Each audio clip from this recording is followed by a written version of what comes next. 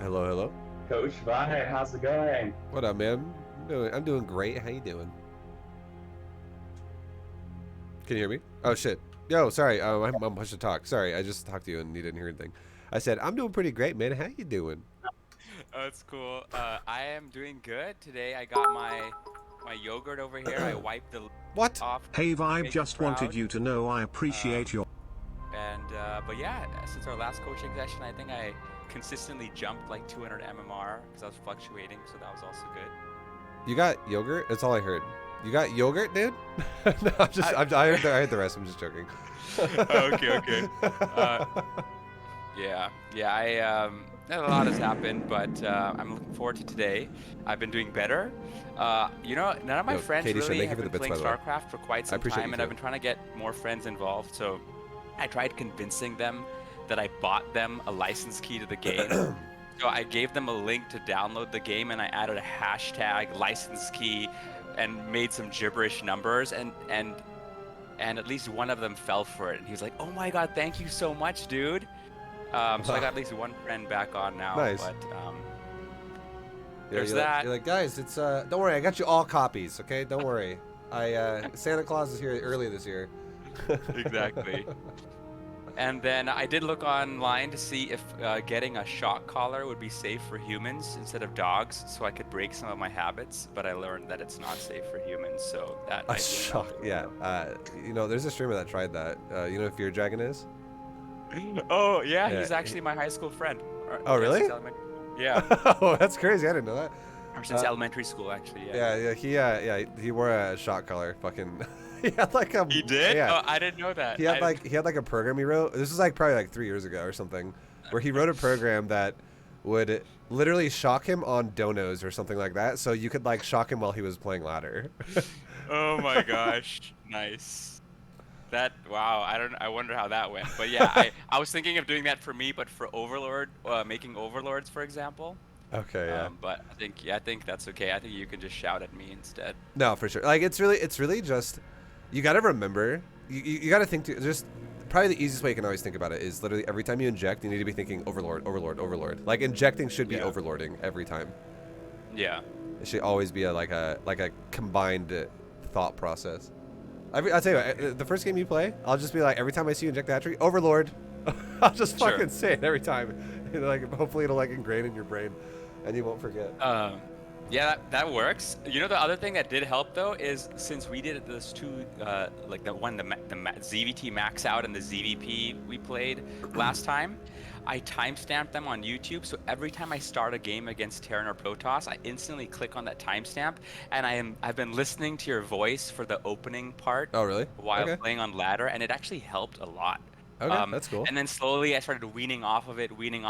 So I'm not probably fully like on my own now, but Sure. still I've been better practicing the builds you taught me. Okay, well that's good. I mean, anything that helps, right? Whatever. I mean, I guess it definitely does make it easier if like you have a voice in your ear that reminds you and stuff like that. But or like just a trigger that is a reminder.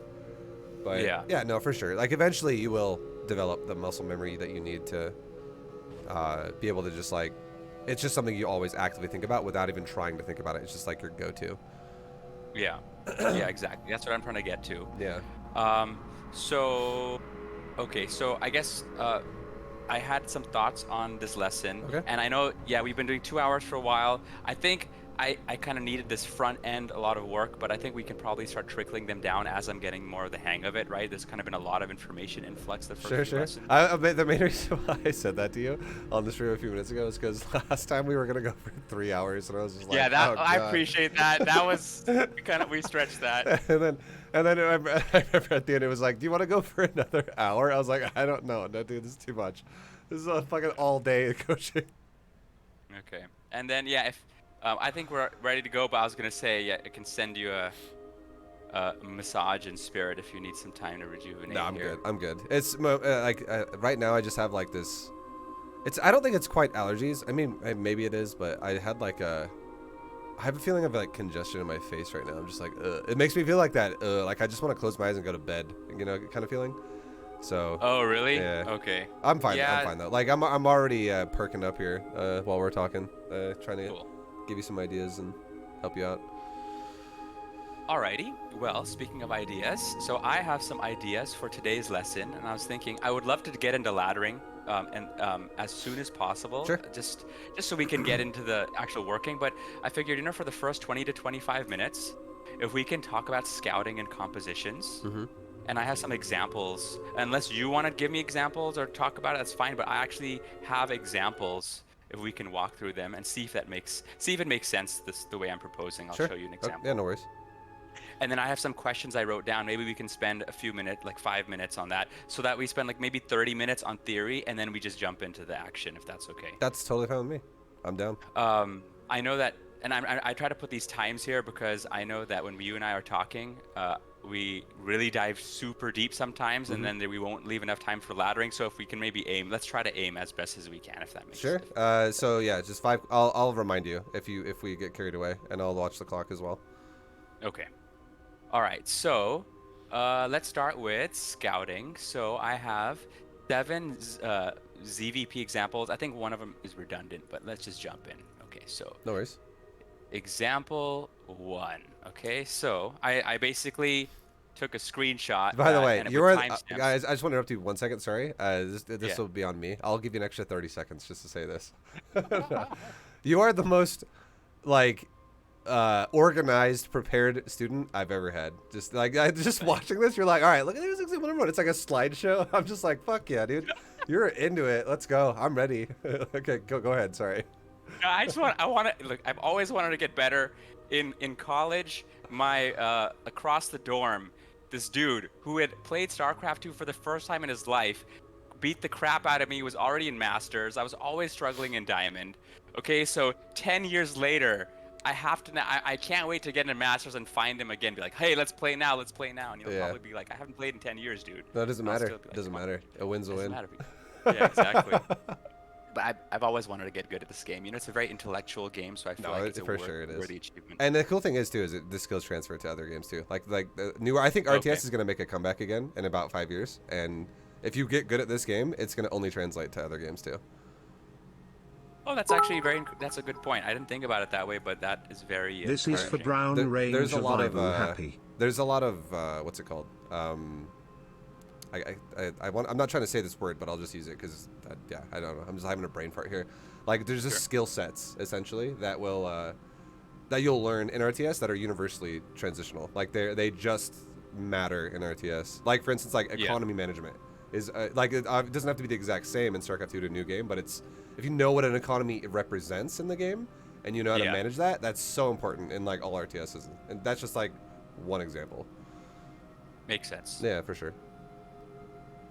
Okay, so what I did Yeah, I was like you, I man, for took the some bits. screenshots of different phases in the game where I Brown Range. scouted. Thanks, man. And so this is a ZVP. Okay. And so at about 3 minutes, so this is the top is his main, and he's building a Stargate and a Robo, and then the bottom is his natural. Yep.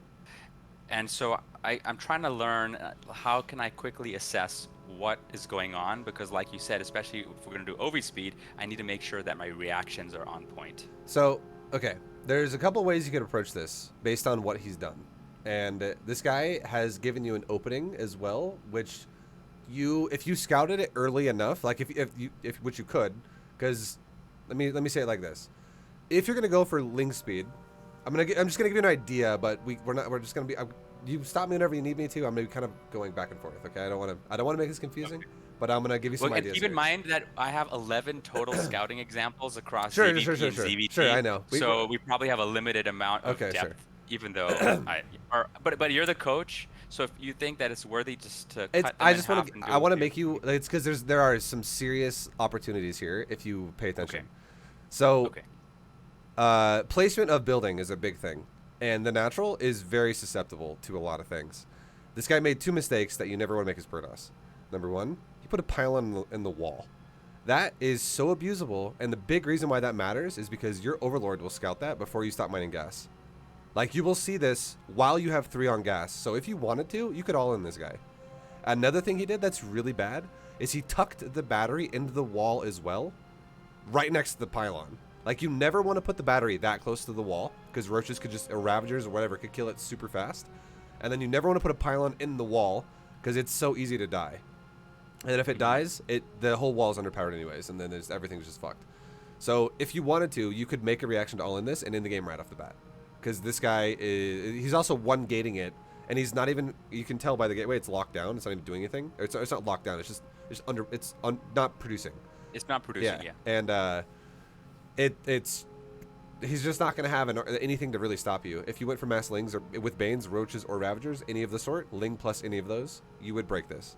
So that's relevant to see in the natural. And that's important because it's something you could do without making a bad reaction.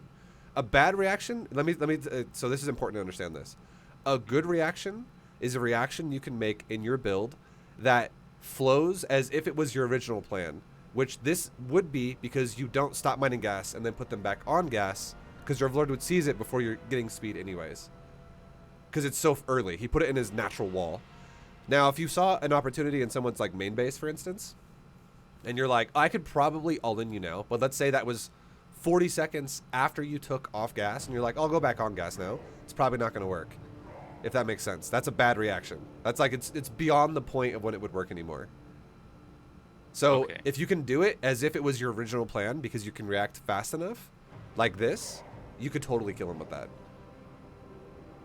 Wow, oh, that's cool. So yeah, just keep that in mind. That's the reason why I explain this is because you really need to understand. You can only all-in somebody if your build isn't deviated and then going back to it again. Like you can't not mine gas for 30 seconds or 40 seconds and then go back to it again and think it's going to work still. It will not work. Sure. So, and a lot of people do that. They're like, why didn't my Bane Bust work? Because you stopped mining gas and you went to macro for a while and you went back to Bane Bust and now it's super late. Okay. So that's relevant to see there at the natural. And then if you go back to the main, this is pretty relevant too, because what's showing you in the main here, or what's important to see in the main is he has spent all of his chrono, which is fine. It's relevant to see that because it means he's not going to all-in you. Like he's not saving up for some weird chrono timing to like slam out units in your face. Like for instance, here's an example. If you see someone go for a robo first and they have 113 energy on the Nexus and the robo's halfway done, that dude's probably going to chrono boost that robo like 3, maybe 4 times in a row, and he's going to go for it probably like Sentry Immortal all in. Something like that. But if the guy has no chrono energy on the Nexus at all really, and maybe he's going to at most have like 1 chrono available when the tech is open, then that's like, he might want to chrono the first unit out just to maybe not die to an all-in in case you try to go for one. But he's like, I'm just going to make probes. This already to me looks like a macro build, and it looks like he's going to take a third base. Because anyone who makes a robo this fast behind a Stargate is not going to do an aggressive Warp Prism timing. They're not going to do an aggressive Immortal timing. They have too much gas being deviated all over the place. Instead, what this robo is designed for is and you can tell it's a robo after the Stargate. And the reason you want to know a cool tip? Sure. The health bar of the Stargate is taller than the health bar of the robo because the robo is a smaller building. Oh, okay, cool. So you can tell the Stargate's on the left. You can tell the robo's on the right. So it's the idea here is the Stargate's going to be a Void Ray most likely, because he's probably going to want to take a third, and that robo's most likely going to be with a Robo Bay, and he's probably going to go Colossus or Disruptors. That's what my guess would. That's what the logical order of things would be for this, because this has no aggressive potential. It doesn't make any sense to do this aggressively, because Void Ray Immortal would kill nothing. You could kill that with Ling Queen, and you already have access to that like right off the bat. Oh, I see. So this is this Robo Bay would be for the future. It's for protecting greedy economy. Like it's for like this guy. My plan, like what I would think already is this guy probably dies to a lot of Hydra timings, or Queen timings, and he's like, I want to go Sky Toss. I want to make Voids, but I don't want to die, so I'm going to make really fast Colossus, or I'm going to make really fast Disruptors to support my third base. Wow. That's not what okay, I would have never understood all that in a million years. The only reason why I say that is because you cannot go Robo and have no gateway support. It doesn't work that way. The only way that would ever make sense is if somebody Disruptor dropped you, or like Colossus dropped you with a Prism. But then it makes no sense that he went for a Stargate, because that's really gas expensive to do that right away. Because then he has to get an upgrade on the Robo Bay. He has to make the really fast, like, chrono boosted out Colossus or something. And then it's really, like, what's he going to defend his base with? If he goes both Stargate and both Stargate Robo together, He doesn't have any money for gateway support in any way. So there's no timing that's going to attack you either or anything like that. It just doesn't make sense that he's going to... Like, the robo needs to be paired with gateways, essentially, to make it, like, an aggressive robo. Otherwise, it's not. Okay. Okay, okay, so I guess... maybe I can ask here what the appropriate response is, or I would say a few minutes later I scouted more, like, and you were exactly right. That's exactly no, what for it sure. is. But what you could do against this is you have two choices. You could do you can always do an aggressive response, or you can always do a macro response. You can always have choices. And I would recommend for more consistent gameplay, you should always have a macro response, in my opinion. So a good answer to this would be, like, I'll just give you an idea. Aggressively, Aspire would own this because he doesn't have enough units. Like, so if you have, if you're investing all of your gas, all of it, into maybe a few Corruptor and a lot of Mutas, or yeah, pretty much. Because, like, think about it like this. Let's say he realizes you're going Spire, and he makes 5 Phoenix out of that 1 Stargate, and you make 5 Corruptor, and 1 Corruptor can counter 1 Phoenix, no problem. And then let's say his Robo, with the Robo Bay, that's a lot of gas itself, and then he makes Colossus behind that, and you made the same amount of gas he spent on, like, 2 Colossus and all the buildings to go for it for tech, you made like 8 Mutas or something like that. Now you have 8 Mutas that can kill a bunch of probes, and you have Corruptors that will zone out the Phoenix, and then he can't stop that. And then, like, he would need to be able to make, like, ground units to support it as well, which you're stretching. He'd be stretching his money super thin. So Aspire overall would be a great counter to something like this. And then you could pair that with, like, Lings or something. But if you go, like, Hydras, that's exactly what he wants you to do. Because he's using air units that are forcing Hydras, and then he's hard countering Hydras. Okay. That's probably why I lost this game. Thank you. Yeah, for sure. Wow, okay, cool. All right. So, but well, another way to say it, too, that was the aggressive response. That's something you're going to attack him with, okay? So the defensive macro response could still be Hydras. It's just you're not going to cut drones and attack him. You're going to, like, drone up to, like, 85. And now you actually counter Colossus or whatever with Lurker. And now you have a nice Lurker Hydra army, and you could even go into, like, if you wanted to, you could go into Spellcaster with it. If not, it's fine. Again, we talked before, you don't actually need Spellcasters that much if you have really solid timings with Macro and Hydra, Lurker Micro and stuff like that. But you could actually counter his build with a strong economy with Lurker Hydra Push. And, like, once you're maxed out, you could do that too. Okay. It would just be you would just have to read that this is not going to be aggressive and just go, I'm going to drone my ass off with Queens and spread my creep and only make a little bit of units for safety. So I can't lose my drones to, like, a couple of depths or something. Okay. Okay, cool. Thank you. Yeah. All right. Example 2. Mm-hmm. So, again, around the same time, 3.5 minutes, I scouted, and he's open. He's got a Stargate in his main, and I guess he's got a pretty standard looking. Yeah. You know, he's got his open gateway cyber. This one again, so, like, similar to what we talked about last time. You definitely should probably not go for an all-in here on this guy. His pylon is somewhat exposed to, like, a Ravager push, but even then, it definitely a more stable looking wall than the last guy. So an all-in would definitely not be your first go-to here. It'd be like, oh, just go for it, because, I mean, if he builds a backup pylon, you're probably just going to bleed out and die, especially since he also has a Stargate. So this guy is probably not going to die to an all-in, straight up. This would not be a time to do an all-in here. If you were going to take an aggressive, like, oh, this guy's playing poorly, let's abuse that. That doesn't exist here. But on the other side of things, the fact that he has a depth already out, and the fact that he is, if you, like, go back to the Stargate really fast. The fact that the Stargate's already done, this is really relevant, okay? That Stargate's done. Now go back down to the natural, and that warp gate is just starting.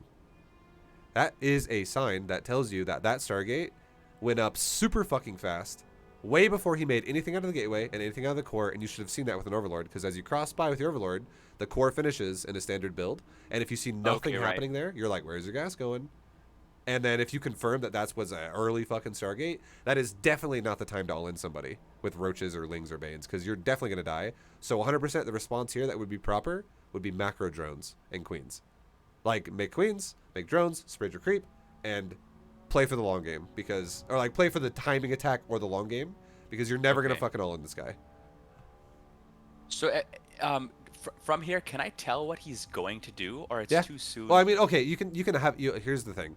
You can't tell his entire gameplay, but you can tell what he's going to do up until about 6 minutes. And I would say somebody who's going to take a Stargate that fucking fast and they're also not taking their gas at their natural immediately.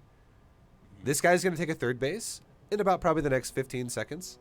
15, 20, 30 seconds. Probably right, but somewhere between now and 4 minutes, he's going to take a third base. He's going to walk those adepts that he made out of the gateway down there, and he's going to make more adepts to continue to defend his base. Once he has battery and like enough adepts to like make sure his base isn't going to get run into and die, and he has like void rays out, he's either going to attack you with a combination or an individual assortment of either just voids or both voids and adepts. So what you, because he's making adepts to make sure he doesn't die right now, and if he wants to, he can totally use them to attack you then once he feels stable. So if that happens, you definitely should have probably, like, I would say a good response for you would be in a game like this, around 4.5 minutes or so, like 4.5, 4:45, just make like 5 roaches. And then you also still already have like your 16 lings that you should be making with Zergling speed. And you can scout for the third base, and if it looks like you can punish it, try to punish it. But in this game, you're probably not going to be able to unless you overmake lings, because he's going to have really fast void rays, because he has a really quick Stargate. Right. So a good response would be just make a couple lings. That like again, like the 16 I said, or max 16, like, or 12 or whatever, and that way you can surround and kill adepts if they attack you and defend yourself, and you can also still scout around the map and make sure he's not being overly greedy. And if he is overly greedy, you can be overly greedy yourself and skip hydras and be like, all right, well, we have queens to defend voids. I have good creep spread, and let's just make a fourth base. All right, I'm going to fully saturate my fourth base like really fast. Something like that. If that makes sense. And so at this point, I know I can go into a macro and just plan for some of the defense where he might put pressure, but I don't have. Do I know what my composition is going to be at this point, Hydras. or I don't? You should have open with yet? hydras. 100%. Okay. I would say you should open with roach. Get roach speed, because there are some people out there that show you something that looks like this, and then they go, you know what I'm going to do now with one void ray that I kill your overlords with? I'm going to go for a really quick council once you're blind, and I'm going to get charge upgrade, and I'm going to chrono boost it, and I'm going to make 8 gateways, and I'm going to charge a lot on you. That does happen sometimes. Oh, interesting. Like, there are some people that try to make it look like a Stargate, and they just fucking go mass all in with gateway. And if they do, with something mineral heavy, so it's either mass charge lot or mass adept, and charge lot's the scarier one because it can, if it has more than you have at that moment in time, you just die. Which is why that's super important to scout the third base, because the third base confirms he's not going for like 8 gates if he takes a third base really fast, because it's too expensive. Okay. So then that's why you should also not only scout the third, but try every once in a while, maybe like within 45 seconds or something, just make sure he's making probes for it too. And it's not just a third that sits there and does nothing, or he cancels it. That's another way to reconfirm. And then, yeah, so what you'd want to do is, I would say you need to get roach speed, start a hydra den, make queens, make drones, and then you would stop making queens probably on like 8 queens, if it's just straight up fucking fast Stargate voids. That way you don't let your main die to like 5 void rays or something. Yeah. Obviously, you don't need to make that many queens against all Prodosses, just like a void ray opener. It's really nice to have queens against voids. And then also, you could have, like, you could start with like 5 roaches, and if the guy looks like you start catching wind that he's not actually taking a third base, and he's like, you're getting worried about getting all in, try maybe send an overseer into his base, and then get ready to make a bunch of roaches. And then you can just make roaches until you don't die, if it is like an actual gateway all-in. But if it's not a gateway all-in, you literally can make 5 roaches and stop, and you can protect yourself with that, and while you drone, and then try to go straight into hydras if you can, and literally just go fucking slam out like double evo chamber, missile carapace into hydras, and eventually with like 4 base saturation into like lurker and the standard anti-sky toss type thing we talked about before. Oh, you said missile carapace. Normally you say melee and carapace, or and attack. There's 2 ways you go upgrades on evo. Missile carapace is better versus people who go like Stargate opener right away.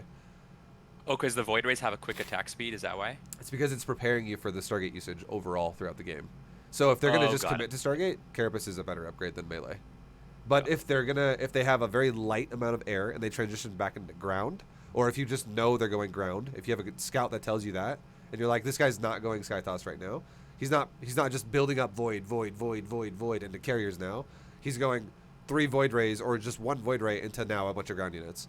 Then yes, it is better to go melee and range weapon. Melee is better for ground armies, and carapace is better for air armies. but always get missile. Right. Okay. Okay, makes sense. And yeah, so I think actually this part is straightforward because you just talked about it that he's That gonna make third his is third. pretty late though. So It that yeah. third would make me Okay, yeah, worried yeah. that there's something going on in his base. Like I'd be like, okay, well I scouted your really, really, really, really fast Stargate, but yet you did not take your third until fucking 5 minutes, like 5:10. Like what is going on? That would make me think double Stargate. If you Stargate priorityed, and then he took a third that late, I would think double Stargate and then Sky Toss right off the bat. So I would be making fucking mass queens right now. I would guaranteed be going to like 8 queens, 9 queens, and getting ready to make a bunch of drones to go into hydras later. Oh, I see. Because I'm getting attacked sooner than my hydras will be ready. Well, there could be more aggressive Void Ray maneuvers this game now. If his third's going to be delayed like that, it means he probably prioritized gas instead at the natural. Because why is his third so late otherwise? It doesn't need to be this late if he's going to make it like a void and take a third. So now if he's going to have more gas, less mineral, because he's going to delay his expansion, he's going to have more tech to use. And if you know what his priority is, which is air so far, that's a bigger investment in his priority. Okay. So definitely need to be ready to deal with fucking voids here. I see. Okay. Okay. Thank you. Then that I guess is exactly what happened. So, and then so now that but I see his double Stargate now, but I also see that he's making a forge. I mean that's just a natural macro setup to prepare for upgrades. Yeah, This doesn't give me that forge really is honestly going to probably be for a little bit of upgrades, but it's mostly going to be for cannons, I think, because he's going pure air and he's kind of bypassing all robo and gateway support. So I see. He's over investing into air. So this is one of those players, and you can also tell by the fleet beacon too. This guy is a straight to sky toss kind of a player. He's like fucking straight sky toss, nothing else. He doesn't really go ground. Like he might support sky toss with Archons eventually or Templar. That is very possible, but that comes after sky toss. So this is another thing everyone needs to understand about StarCraft. At later on in the game, any race can do anything. But you have to pick and choose your path of opener. And you can't choose Skytoss as an opener and also have a ground army. But you could have a ground army that supports Skytoss once you have your initial investment is already kind of like situated, which is a later ground army. Okay. Makes sense. Thank you. No worries. I'm looking at the time as well, so yeah, we're definitely made a mistake. Yeah, we're definitely going over for sure. It's been like 20 minutes already. So okay, so maybe we can cut the examples. Let me just. If you want, I could give you. If you want to go through the rest, I could, instead of fully explaining them to you, I guess I could tell you what they mean really fast.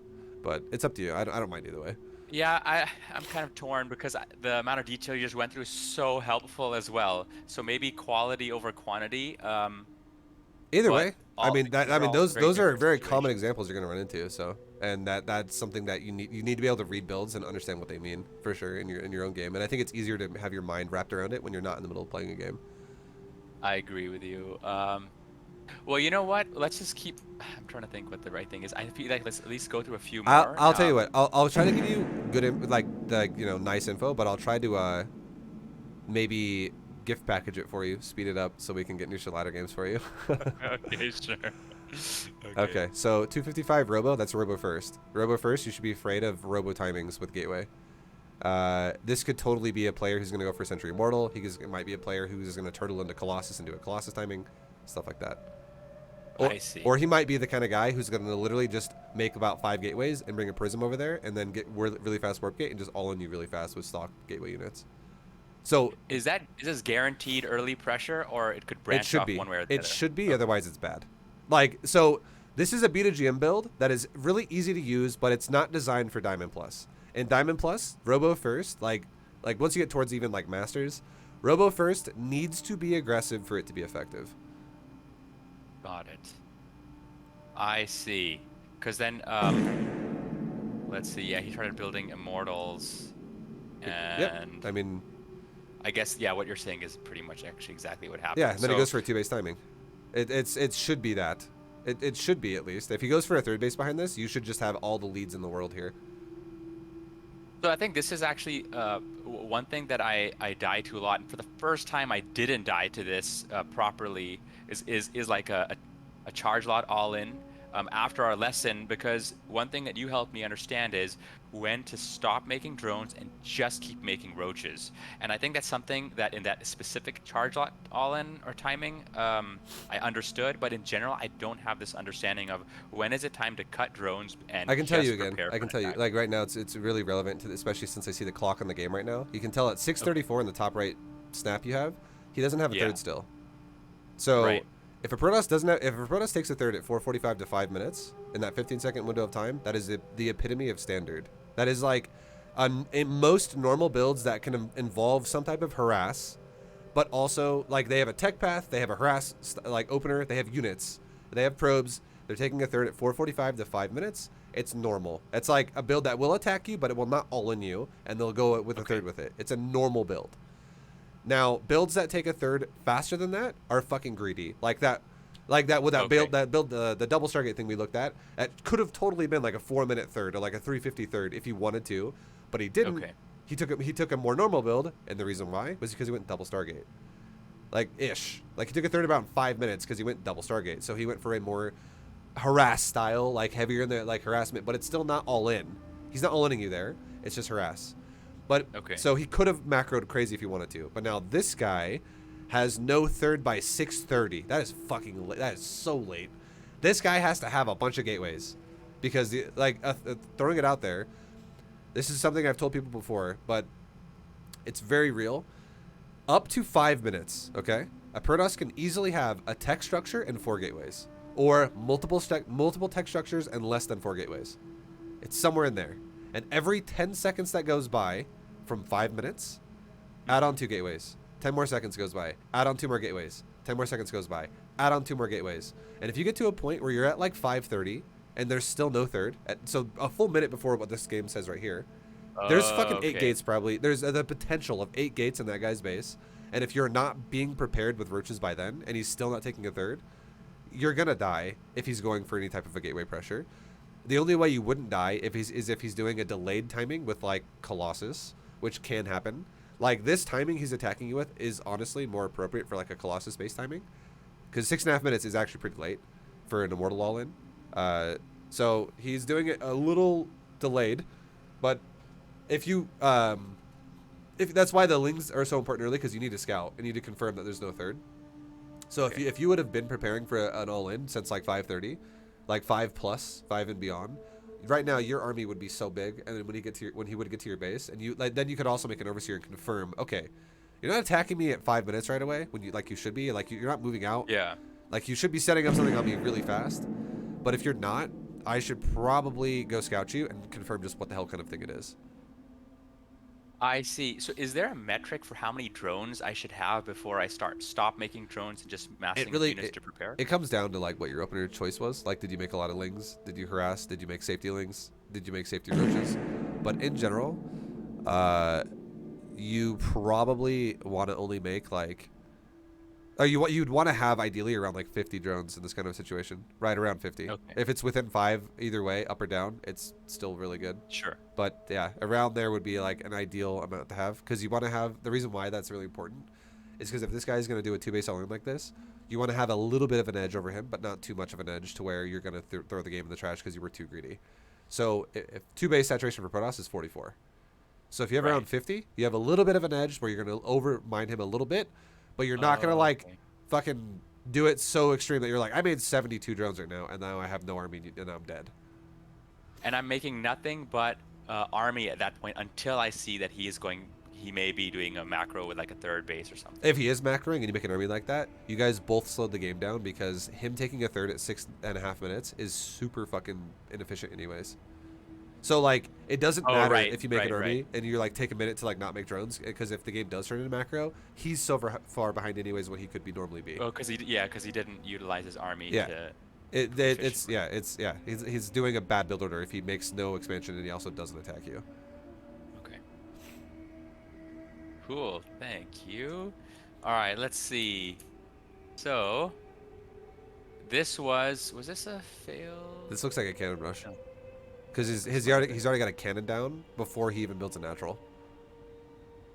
If this guy defensively made a cannon and then a gateway and then made a nexus, that makes no sense. I feel like that would be an awful build. This might have been a failed cannon it rush. I had don't to have been. remember. It 100% had to have been. I think I have a question for this at some point in my notes. I actually wanted to ask you about that. That if they fail their cannon rush, I think I have a clear question. Maybe I'll ask you about this one later then. Okay. In a more pointed question about failed when I'm able to when essentially what happens is they are preparing for a cannon rush and then I scout them. Yeah, like where they're trying to plant the cannon rush, I find it or I kill the pylon or something, and then they try to go back to the rest of the game. I think that what I'm supposed to do there is a reaction I'm curious about. Just be greedy, literally. Like you could actually just kind of like you could make in a situation like that, you could make still like safety lings, but make less of them because the guy is super far behind now. So you could still make them for scouts, and then you could probably even skip roaches altogether. Like unless you realize that he's going to go for some big ass adept follow up or like a stalker follow up or a charge out follow up, and the way you figure that out is you need to check. Okay. You need to check the doorway of Protoss often. Like again, that's you have to always make speedlings no matter what because you need to scout. Okay. So checking the door of someone's base is relevant because you can see what they're like. You can see in that bottom middle picture. It says making 2 stalkers right now. If you did a pass on that and you were like, all right, 2 stalkers are being made. Like obviously this isn't the same game, but I'm just using it as an example. You see 2 adepts, 2 stalkers, and a sentry. That is something that you probably might want to make some safety roaches against because this guy is clearly making a ground army, and he can attack you with it at some point in time. But if this guy was making like nothing on the ground, and there was like one zealot in the door or some shit, and you saw and your Zergling that was over there spotted a void ray, or like 2 void rays, then you don't need to make a ground army, like right off the bat. You don't got to worry about that. Right. So scouting like his follow-up composition is relevant to follow-up of failed cannon rush because you got to realize failed cannon rush is going to be behind and you are going to be ahead, but maintaining being ahead is important and understanding how to do that because if you try to get too far ahead and you get way too greedy, you could die. So you need to I think that's my problem against failed cannon rushes is exactly that. You need to understand if he's going to attack you or if he's going to try and catch up to you. So you don't want to get too far behind by playing overly safe either. And he's just over there being greedy and you're like not able to punish it because you just made a bunch of roaches or something and he's got like voids and he just fucking roasts you with void rays. Okay. This one looks like a charge lot timing, right? I think this is yes. Yeah, I guess okay. So and this is I think that I would say this does look like a charge lot timing, but it's weird that he makes stalkers if this is what he's doing. So he made 2 adepts, a sentry, 2 stalker. He hasn't made a single charge lot yet. And now here's why this doesn't make a lot of sense. If you're gonna do a charge lot timing, it's the same thing I said a second ago about the pylon and the wall thing, where like if you're gonna all in someone, time is important. You can't waste time. And if someone's gonna do a proper charge lot all in, they want to mine as little gas as possible to hit the fastest charge lot timing possible. And this guy only needs to mine 50 gas to do a proper charge lot all in, or like 50 gas for the gateway units is what I mean. He needs to get 1 stalker, I would say, so that he can hold the door versus like a bailing bust, and he can also kill your initial overlord, so you can't scout it. Ideally, like he'll be concealed to a degree. So what Protoss needs to do is they mine enough gas to get just enough gas to get a robo for the prism, which prism doesn't cost gas. They get the warp gate, they get the council, and they get charge upgrade. So that's 50 for warp gate, 100 for robo, 100 for council, 100 for charge, which is 350 gas, plus the additional 50 for the stalker, and now you're at 400 gas total mined for a charge lot all in. And a good charge lot owner will stop mining gas altogether, and they'll cut probes faster because they take the probes off gas and they fill up the natural mineral line. So they have 32 probes. That's it. And they have like 8 gates with a prism just fucking all-inning you super fucking fast. That is a proper charge lot all in, and anything that is not that is going to be delayed, which gives you more time to get roaches with roach speed. And you can have an easier time defending it more, as time goes on. Now the fact that this is like totally inefficient and that he's using mostly stalkers. Yes, that sucks. That makes no sense that he went for charge. Well, I guess the reason I lose here is I just didn't cut drones and make more units. Yeah, no, you probably could still win this game if you pull your drones here and like you get in front of his immortals and you just focus fire them down, maybe. But I mean, I don't know exactly how your build looked too. You might have been way too greedy. There might have been inefficiencies in your build at some point in time, and you also might have been making drones beyond 5 minutes. And look at the clock. You're at 108. I don't know what happened to this point, but you're at 108 supply at 7.5 minutes, and you should have been making roaches beyond 5 minutes if this guy's not taking a third base. I should be at what at least 150 supply at this point. You should be actually. definitely a lot higher than 108. Okay, yeah. Okay, that makes sense. Okay, coming close to the end of my Protoss slideshow here. Sure, no worries. Let's see. Okay, so this was another Stargate opening. Yep. And is this similar to what we talked about? That's, Let's again, see. you can tell it's a Stargate priority. Go back to the first picture, bottom left. Look at Warp Gate, and look at the fact that there's a Void Ray already finishing out of the gateway. You can tell that's Stargate first. Oh, got it. Okay. And so the Stargate priority, that tells me that he's prioritizing the Stargate, but that could still just be a safe opening Yes, for him to yep. get a third, right? Yeah, it just tells you that you're not going to be attacked by any type of a ground army. It tells you that he's either going to go for aggressive Void Rays or he's going to go for macro Void Rays, but he's going to go for Void Rays because he has no... And when you say I'm not... Or go ahead. You go, it's okay. Sorry, I was going to ask that when you say I'm not going to get attacked, you mean that I'm not getting... There's no, like, rush coming in, but I could still be getting poked and pressured with it. You're still going to get harassed. When I say attacked, I mean all in by a ground army. Like, you're definitely going to get poked and harassed. Like, overlords are going to get poked. Your drones are going to get poked. Things like that.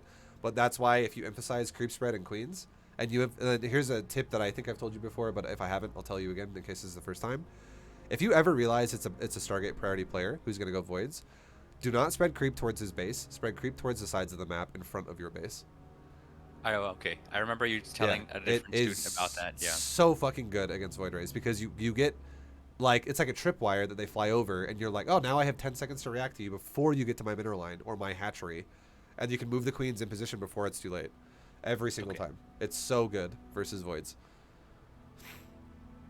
Okay, cool. Thank you. So in this case, he did, he did go for a third, and he's got his Void Ray. So at this point, do I know what my composition is supposed to be? Hydras. Like go into Hydras. Definitely Hydras. So you you can literally against everything Protoss can do. You can go Hydra Lurker as his failsafe. Like you can always do it no matter what. It's just getting to Hydra Lurker is sometimes a question. Because if you go if you just open up Hydras, let's say you're making Hydras that don't even have speed or range yet, and he's doing a big ass Zealot attack on you with charge, your Hydras are not going to be able to kite properly or position properly, and they're just going to melt and die. And you're also not going to have enough of them because they're more expensive than roaches, and you're just going to get overrun and die. But if you have like once you're at a point where you're you've stabilized, you're at like 150, 180, 170, whatever supply, you're really up there. And you have a fuckload of Hydras. They're 1/1. They have Hydra speed and range. You have lurkers coming. You can deal with almost everything Protoss can do to you. And what I mean by that is there are a few things that still could be a little bit of an annoying problem to you overall at like really, really high level. But in Diamond League, you can deal with 100% of everything everyone can do in Diamond League if you get good at microing that army every time. And the only reason why I say there's sometimes maybe a little bit of a question mark there is because if someone's really good, like really fucking good at Protoss about split pressuring with AoE, that could be annoying for Hydra Lurker sometimes if you're not able to handle that with split micro yourself. But even then, Hydra Lurker can still deal with it if you have solid fucking micro. Okay. Thank you. And actually speaking, is this the example I had here? Okay, no, I have a composition question after this. Sure. Because of Colossi. But okay, this is I think the last scouting example I have. Yep. So he's gone. There's a problem with this one already, by the way. This is not normal. This is late? There's something late? so many problems about this. Yeah. Okay. So let me tell you what's going on here. Go back. So, yeah, perfect. I want to tell you what you can see based off what looking at his main. So that fucking Nexus and that core are both late, and the reason why they're both late would only make one reason. You're either getting proxied, or this guy is going fucking crazy gas. So there could totally be a proxy pylon somewhere on the map right now, or there should definitely, and then your overlord should continue to go into his main. And if you go into his main and you see this guy is fucking crazy on the gas, then that would explain it. Because a core should be finishing about right now, and the Nexus should be finishing about 10 seconds after that. And this Nexus is halfway done, and the core is like halfway done. So there That's is true. My pool is already done by now. Yeah, So yeah, there is, and then also that pylon. core should be starting warp gate at this point, right? Exactly. Yeah, 100%. And this shit is so far behind. So either this guy was AFK, or he proxied you, or he's got crazy gas. Well, something weird is happening here, and you need to go to his main to figure that out. And if you see a second pylon in his main base, there's no proxy. And if you see crazy gas investment, there's no proxy. Again, it's then it's just double gas like crazy. And you can tell that, like, now if you look at the resources, which you obviously can't see in the game, this guy has 144 gas, and he can't even spend it for the next like 25 seconds still, because he can't even use the core unlocks all gas expenses for Protoss. So by the time he gets He must have been distracted or something. he did double gas before core and Nexus. It's not at all what you want to do. Like, it's really bad. So this guy, there you go. There's a Stargate. Now I can guarantee you, look at the build time of the Warp Gate and look at the build time of the Stargate. This guy is, once again, I'm going to go Stargate really fast kind of a player. And this guy does not understand how to go Stargate. His build order is terrible. So he's like, oh, so I want Stargate, so I'm going to completely fuck my minerals up and go double gas. And then I'm going to get a late core, which is tech path to Stargate. And then, like, you got to think about it like this. Think about, like, this is something, this is a perfect form of efficiency. A Stargate costs 150 gas. And if your build is fucking flawless, and you're going to go for Stargate while adding on economy to afford more Stargate, you want to prioritize the economy. And right as your tech path is done, if you can have as close to 150 as possible, your build is flawless. But because you're not delaying the tech path, so you're still prioritizing Stargate, but you're also not doing a discrepancy in your economy. But instead, what this guy's done is he's like, all right, well, now I'm going to go for a lot of gas really early, which is going to delay the tech path of my Stargate, because my core is going to start about 15 or 18 seconds later than it should. And then that's going to already be delay for Stargate. So that's already way off for that. But then also, when the time comes when he's like, all right, well, now it's time to make my Stargate, he's got like 370 gas in the bank. And you need 150. So it's like, okay, you have way too much fucking gas. And now as a result of that, not only is your tech path delayed, but you're also down in probes by probably like 7 probes right now. So you're going to have a future delayed investment again. Because you're not gonna, you might think to yourself, I was gonna get my first Stargate faster, but it was delayed for the Stargate, which is a mineral expense, and then the future Stargates that he's gonna make is gonna have less money to afford them anyways as well. So it's fucking not efficient at all. Because he's still making probes. Or go ahead, sorry. Yeah, no. So I guess the takeaway from here is that he's going for a Stargate. This could either be to expand or pressure, but it's inefficient. It's inefficient as hell, and it's 100% to expand. And the reason why you can tell it's to expand is because where he builds his wall. He doesn't build his wall at the main ramp. He builds his wall at the natural choke point. That's going to be an expansion, 100%. Oh, sorry. You know what? When I meant expand, I was referring to long-term thinking. Oh, like third, fourth. Yeah, no, exactly. Yeah. Sure, yeah. This is definitely, like, the people who go Stargate first like this most likely are going to take a third, because the reason why it's so good for Protoss to do this is there's nothing Zerg can do to stop this at this point in the game. It's really hard. That's why everyone's like, I love the Stargate every game, because it's like, I remember a day when Zerg used to kill me all the time with all-ins, and now that day doesn't exist anymore because I fucking open up Void Ray every game. That's why Protosses do that so much, because their chances, their like odds of dying are so fucking low now, and they can almost always get their opener off. So yeah, that's why people do it. So I guess this guy then chose. I'm not surprised. His build is gas as fuck heavy. So think about what we talked about earlier. If he's gonna go for if he's like got the mindset of I'm going for gas, like a lot of it, he's probably gonna go for a double Stargate. Like so this goes back to creep spreading and just queens. I can 100%. Keep macroing and just have my defense up like we talked about. Yep. If you macroed properly with a good drone creep spread, you can. This guy's build is like, you don't need to be this crazy on gas to go Void Rays like this. So his build is inoptimal, and this is a game where you could totally have a 200 supply Hydra push when he's at like 105. Okay. Like, that's just an example number, but like that what I mean by that is that is not what it's supposed to look like. That's bad for Protoss. Protoss, normally, if you max out at 200 supply, Protoss should, a Protoss who's playing properly with Void Ray style play should be at probably 130 to like maybe 140, not 105. 105 is like, what the fuck is this guy doing sometimes? And that, you know, what we just talked about is that would be the reason why his build is not efficient. Okay. Okay. So that was it for the scouting. Thank you. I have 2 screenshots of ZVP composition examples. Uh-huh.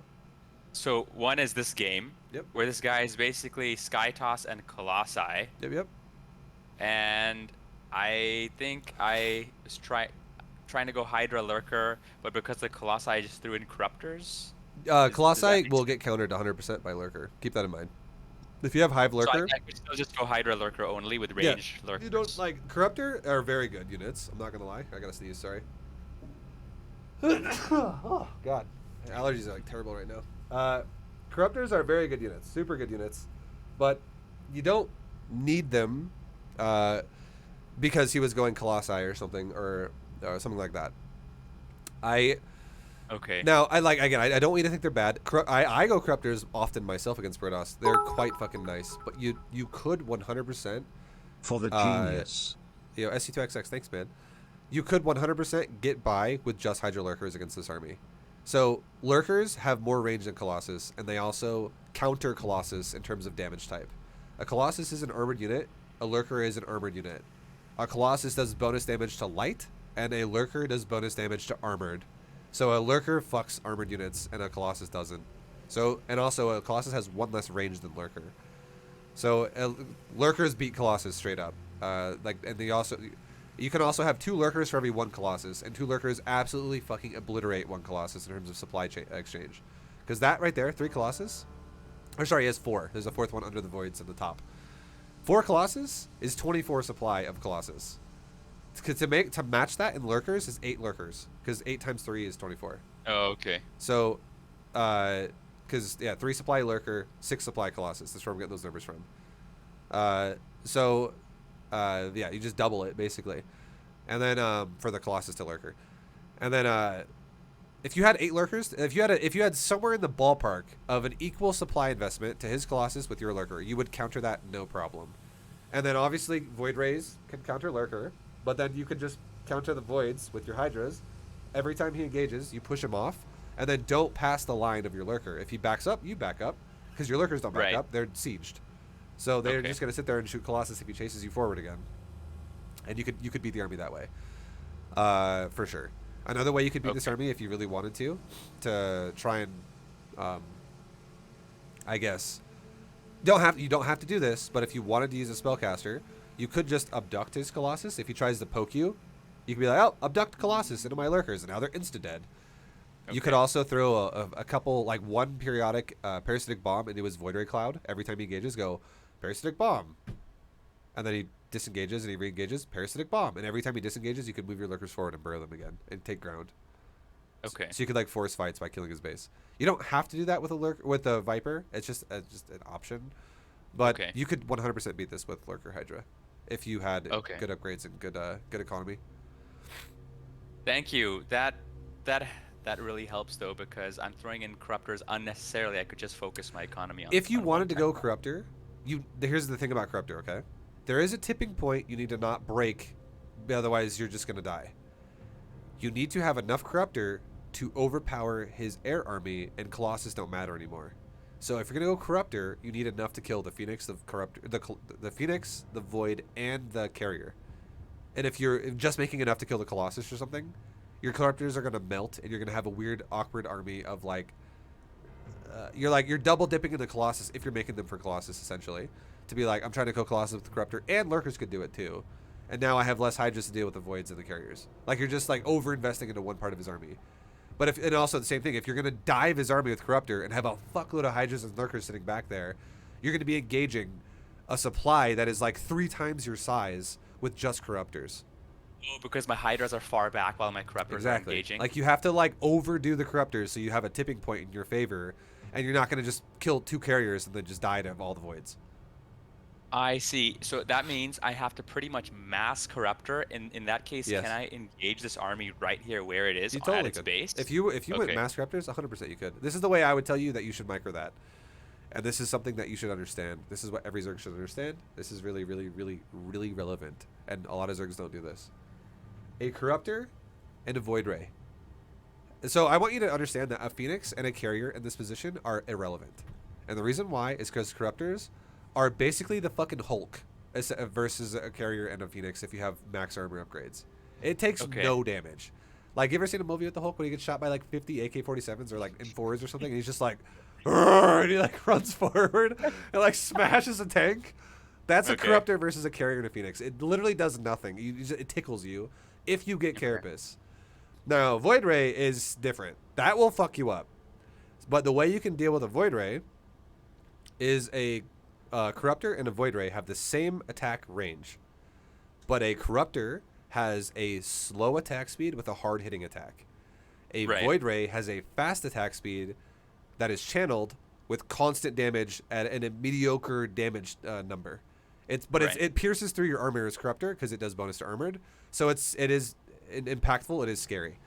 All you got to do with Corruptor is you group them up to a little ball. And again, the key note here is same range, but Corruptors are faster. You ball up the Corruptors, you focus fire Void Ray, you back up. You back up while your attack is cooling down. You ball them up, focus fire Void Ray, back up. Ball them up again, attack a Void Ray, back up. Void Rays poke you and they stop poking you because you get out of range because you're faster. You literally pop a Void Ray because it insta dies because the Corruptor's damage is slow and heavy. If you group up all your Corruptors, let's say you have like 35 Corruptors, you're going to be doing like over 1,000 damage per fucking wave of attack. And a Void Ray has like 250 hit points. Like overall. It's got like 150 health and like 100 shields or some shit like that. So I see. The act of running away is actually minimizing damage from because the Void Rays are too far. Yep. Then. And you're Okay. still going to be getting shot the entire time by Phoenix because Phoenix are faster than you. And you're still going to be getting shot almost the entire time by Carrier because once a Carrier unloads its interceptors on you, they kind of chase you for a while. And if you keep stopping to ball up and focus fire avoid, they're going to stay on you for a while. But again, it's tickling the shit out of you. It doesn't even do anything. That's like it's like the minor damage. And another really good thing about this too is if you bait out an overcharge on the Void Rays, they get even slower because it reduces move speed at the cost of more damage. You could just be like, oh, he's overcharged. There's a bunch of bars above all his Void Rays heads with a timer. Let's just stay out of his range entirely for now, for the next like 15 seconds, 10 seconds, whatever, until the shit's over, and then re-engage and do the same thing again. Like ball up, pop a Void Ray, ball up, pop a Void Ray, ball up, pop a Void Ray, and always run away when you ball up. But I see. And then, yeah. oh, go ahead. I was please. gonna say, just definitely don't like ball up and attack into voids when they're overcharged because he's gonna be like he's gonna connect for a second, but like his connection for a second is less than your connection if he's not overcharged. But if he is overcharged and you're still connecting and backing up and connecting and backing up, those like 3 connections you're gonna do while he's overcharged is gonna be like it's gonna be like a hot knife through butter with his voids when they're overcharged because it increases their damage like fucking crazy. Oh, you're saying I need to back off if he's in overcharge? Yes, because you have mobility. So you bait out overcharge, you back off, and then when overcharge is over, go back to resuming. Ball up, pick a Void Ray. Ball up, pick a Void Ray. And then once you know, you're like, all right, I have like 30 Corruptors. He's only got like 5 Voids left and like 4 Carriers and 4 Phoenix. I have 30 Corruptor. I could easily just now stay in the fight and go, focus fire, focus fire, focus fire, focus fire, and I'll kill all of it. It's just when you're like equal supply numbers here, you need to play a little bit more methodical with your Corruptor if you're gonna like use mass Corruptor. Because if you just tank the fight, like Corruptors do more damage than Voids when you create a burst scenario and then nothing during cooldown. Void Rays do more damage than Corruptors if you let the fight go the entire time because they do more DPS than Corruptors do. They don't have as much burst as Corruptors, but they do have more DPS than Corruptors because they do in the same amount of time that a Corruptor would hit. A Corruptor's attack speed is 1.36, and a Voider's attack speed is like something like 0.33. So a Corruptor's going to attack, a Void Ray is going to attack essentially like 4 times, almost, when a Corruptor's going to attack once. Right. And a Corruptor's damage is only like about 2 times higher than a Void Ray. So How long does, and you're referring to prismatic alignment as well, right? Yeah. That's what you meant by overcharge. How long does that last? lasts like 10 seconds, roughly. Oh, so I need to like run away essentially. Yeah, like they're when super slow. activate They become slugs when they turn it on, so you can easily get out of there. You just got to pay attention. Like you got to know what's going to happen and be like, back up. And then when it's down and it's over, he can't turn it back on again. It's a cooldown. It's like 40 seconds later he can turn it on again. So you have a window now to fuck him up. And then, assuming I clear out his army, my follow-up to this is I can just mass link throughout his base Sure. and like That's use totally the fine. corruptor slime and stuff. Okay. Yep, that's definitely an option. You can totally do that. I'm also realizing, I think as much as I would love you in my ear while laddering, this knowledge is so much probably more important because Yeah, I think it's so important because it's how to handle scenarios. So let's just keep going. Sure. I'm And down. wherever we It end works up, for I me. think that's fine. I Yeah. think this is actually so important. I'm realizing. I think it is too. That's why I'm saying like you're the most prepared student I've ever had. Like this is a lot of relevant shit we can talk about. Thank you. Yeah, I think I there's so much I want to get better overnight, but it's an ongoing process. So No, I for think sure. just accepting There's a that it's gonna take lot. how much time it's gonna take. Like Yeah, we exactly. could go, like for instance, this is like you know, if this is like a college course, this could be like your entry into the rest of what we're gonna be doing for the next 10 years. Like it's there's a Makes lot of sense. elaborate shit. Like I'm still not even like fully understanding what happens in this game. I still learn shit in this game sometimes, so it never ends. That makes sense. Well, then I guess we'll just continue the journey. So, okay, I had written a note. Ground Colossi. This was a ground Colossus-based army, Yep. and then eventually he migrated into a Sky Toss. This is kind of normal. This is like a Oh, safe Protoss who goes. It looks like he goes ground, and then he eventually rotates supply into air. okay, so he's got a lot of High Templar. Uh huh. I think that maybe threw me off. Am I still just going Hydra Lurker in this Yeah, situation? you totally can. I would say in this kind of a situation, you should probably make a little bit more lurker than two for or three for sure. You know, I think I'm having, yeah, I need to work on making more when they die, and they seem to die very fast, even when I get stormed so much. So is that So a storm will is that kill your lurker in natural, 3 or- hits. Storm will kill lurkers in 3 full duration storms. Because storm does 80 damage and it pierces armor, so it does full damage, and a lurker has 200 health. So 3 times 80 is still more than 200 because it's 240. So 3 full storms are gonna kill you. But if you get stormed, like if you realize your opponent's like this mass storm guy, you could take a second to maybe checkerboard your lurkers out a little bit more. So when he storms, he doesn't hit 8 lurkers. He only hits like 2. Okay. Because you got to realize too, Storm has less range than Lurker's auto attack. So if he's actually diving into Lurkers, and he's getting fucking chunked by Lurkers, and they're just dying, his Templars are dying. So that's not a good trade for Protoss. Another cool thing you could do here. This is a specific thing to this game, like this kind of a player. There's no air here, so the Hydra emphasis and the Corruptor emphasis isn't as important. Okay, it's mostly for air. Lurkers are the anti I'm gonna fucking own ground unit you have. But here's something cool you could do. Imagine if your creep spread is a little bit better, and imagine if you were like, you know what, I'm gonna bring like 5 queens, because this guy, all he does is runs into me and storms me, and I'll just transfuse my lurkers to the storm, and every time he storms Oh, me, he'll lose Templar, and I'll just heal it up, right. because 1 transfuse counters almost 2 full duration storms, almost. It's 125 healing for a transfuse over time, and it's 160 damage for a storm, so it's not quite the full amount, but it's close. So it's only like It's 80 35 damage per storm, right? Yeah. 160 for 2. Yep, That's what you and meant, it's okay. 125 for 1 transfuse, and 1 transfuse is cheaper than 1 storm for energy cost. Got it. Okay. Yeah, so I need to play around with the micro more, spreading them out, and then yeah, my creep spread definitely needed improvement in this game. I think one thing that threw me off maybe is I saw so many colossi in the initial army Sure. that I went corruptor, Lurker. and then I tried Always transitioning to Hydra. think Lurker beats Colossi. The only unit on the there's literally 1 unit on the or 2, but one of them is still doable. There's 2 units on the ground that you should be scared of when you go Lurkers.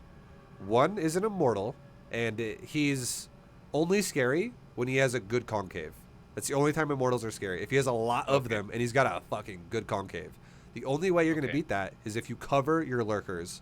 But then if it's like, okay, well, he's got a lot of storm with this, and he's going to storm me when I cover my lurkers, maybe try to flank him or something with your army, or like try to spread out the storms a little bit.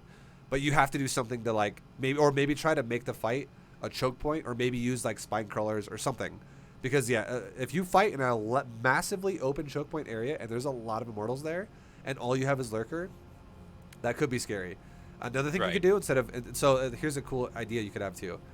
If you have a moment to spare and you're realizing, okay, this guy is like crazy immortal and crazy Templar, and like he literally makes mass of that. And I'm trying to go for lurkers and hydras, but I still have a spire because I always go spire. If you made a greater spire there and made broodlords, you would fucking own that.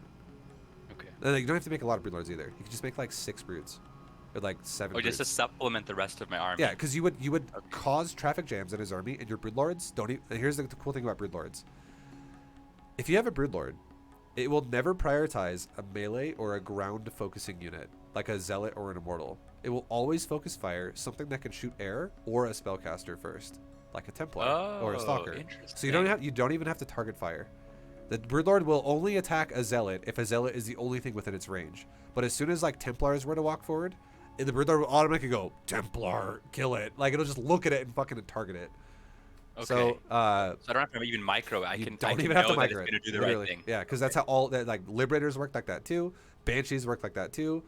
Oracles work like that as well. They like an Oracle would not shoot roaches if Hydras are in the area. It'll always prioritize the Hydras.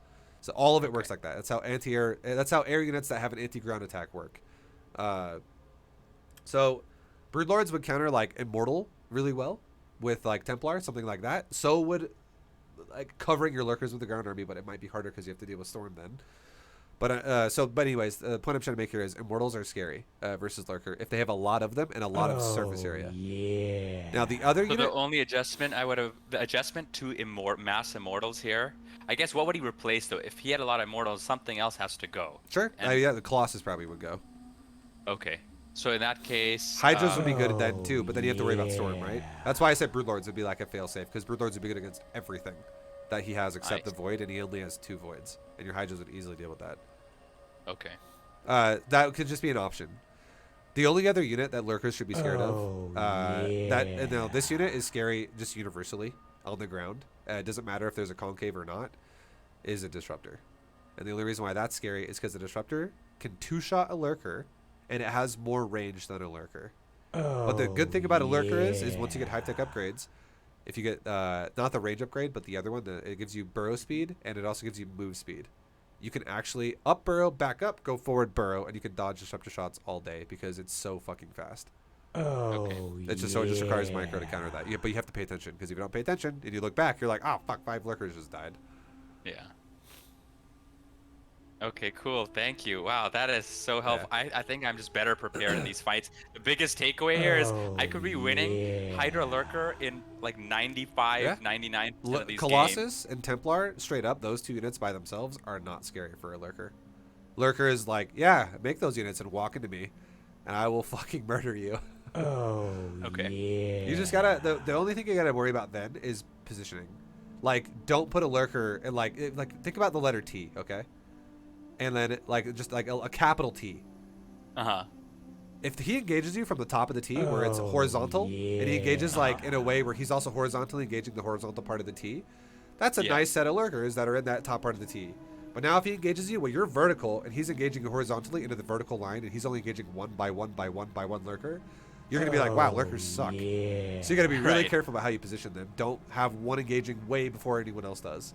Always have them to where like when he engages, almost all your lurkers are going to be helping when the fight starts. So they all cover each other. Okay. Oh, yeah. All right, cool. Thank you. I feel better prepared for ZVP already. Hell yeah. Yeah, hell yeah. Okay, cool. Let's see. Okay, maybe we can, the next thing naturally is I have fewer ZVT examples. Sure. So it won't be as much, but let's maybe jump into those.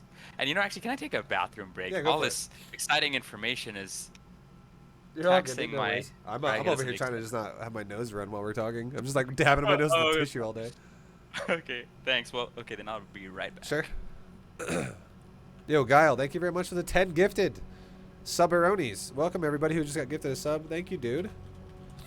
And yeah. Anyways, everyone who's in the stream right now, hello guys. Welcome, or watching the YouTube video. Well, he's AFK. Yeah, hope you guys are enjoying this. This is a lot of breakdowns. This is like scouting macro breakdowns, also a lot of micro breakdowns. And this is a diamond, soon to be masters. Like diamond. This is like masters prep coaching right here. If you guys are curious, if anyone's still listening and is like, what league is this? It's masters prep. I hope this goes on YouTube. Yeah, it totally will. Absolutely is going to go on YouTube. Yep. I'll be posting it by tomorrow, probably. Which would be September 5th of 2021. That's the day of tomorrow. But yeah, apparently we're going to be doing some ZVT breakdowns, and we're going to be going for probably another like 50 minutes. Because we're about an hour. We should be about an hour and like 10 minutes in right now. Roughly. Right? We started at like 3:10 and it's 4:20. It's 4:20, guys. How to blaze up, dude? Oh my god. Blaze up, bro. Vibe, how can I make a drone queen block on ramp is safe? So often lings can run through. 2 queens blocks a ramp for full. If you have 1 drone and a queen, that doesn't block a ramp entirely. You would need to have the queen move like a millimeter off the ramp on the side of the wall to go towards the middle, like a millimeter into the middle, and then a drone would need to be in the open gap in the middle as well. But 1 drone is so scary because you can just focus fire it and go in your main again. You need 2 queens, and they need to be lined up at the same angle as each other. Like you can't have like one adjacent or like a jar from the other. It needs to be perfect, perfect line there on the ramp. 2 queens blocks the ramp entirely, side by side. If you wanted to use drones, I would recommend just like having multiple drones to try to do the job, not just one. One is hard to make that work. It has to be perfect. Because, yeah, if you have a queen like fully against one of the walls and a drone's trying to block the other side, like touching the wall, there will be a gap. You have to make it to where like the lings could barely not fit in any of the gaps. But you'd make 3 gaps. Yeah, welcome back. Hey, thanks. Cool. All right, I'm excited. I'm ready to continue. I'm loving this, by the way. Our coaching sessions are always the highlight of my week. Whenever just the anticipation. No, makes for me sure. have a No, good week. it's you're a really good student, honestly. You always are very inquisitive. You're very upbeat about it. Like you're the kind of person that's like, I really want to fucking learn the game. Tell me more. Like you just love getting information, so it makes it really easy to coach you. Thank you. All right. So then, ZVT. I have 4 examples of scouting and 2 composition questions. Okay. So here is ZVT example 1. So, okay, yeah. So this is his. Oh, I guess I only took a screenshot of his main, but I guess he's. No, I can blocking- tell his natural's almost done. I can tell what build this is. This is a build that is. This is the epitome of standard. The only thing this guy is doing that's bad is his orbital is super late. So, Okay. if a Terran ever has a late orbital, that's just super fucking inefficient. Because the reason why is the second you can get an orbital, which is it's a tech path off of the barracks, so you can't start it until you have a Rex. But once you have an orbital, you want to immediately generate energy on the orbital as fast as possible because you want mules more than SCVs. But the reason why it's so good is because mules can overlap mine on SCVs. They stack. Mhm. It's not like taking turns. And 1 mule is worth more than like 5 SCVs. It's fucking crazy. Like it's definitely worth more than just making SCVs constantly here. So the efficiency of his mining would go up a lot if he just made an orbital faster. But otherwise, we can tell that this build was a depot, racks, command center, gas. Or sorry, it's a depot, racks, gas, command center, factory gas with second depot. Depot was started like probably just before the second gas and the factory. Oh, okay. Okay. So that's fine. It doesn't really tell us much about. I guess the one thing is There is one thing you should his pay. reactor's not Exactly, started yet, exactly. but it may start momentarily.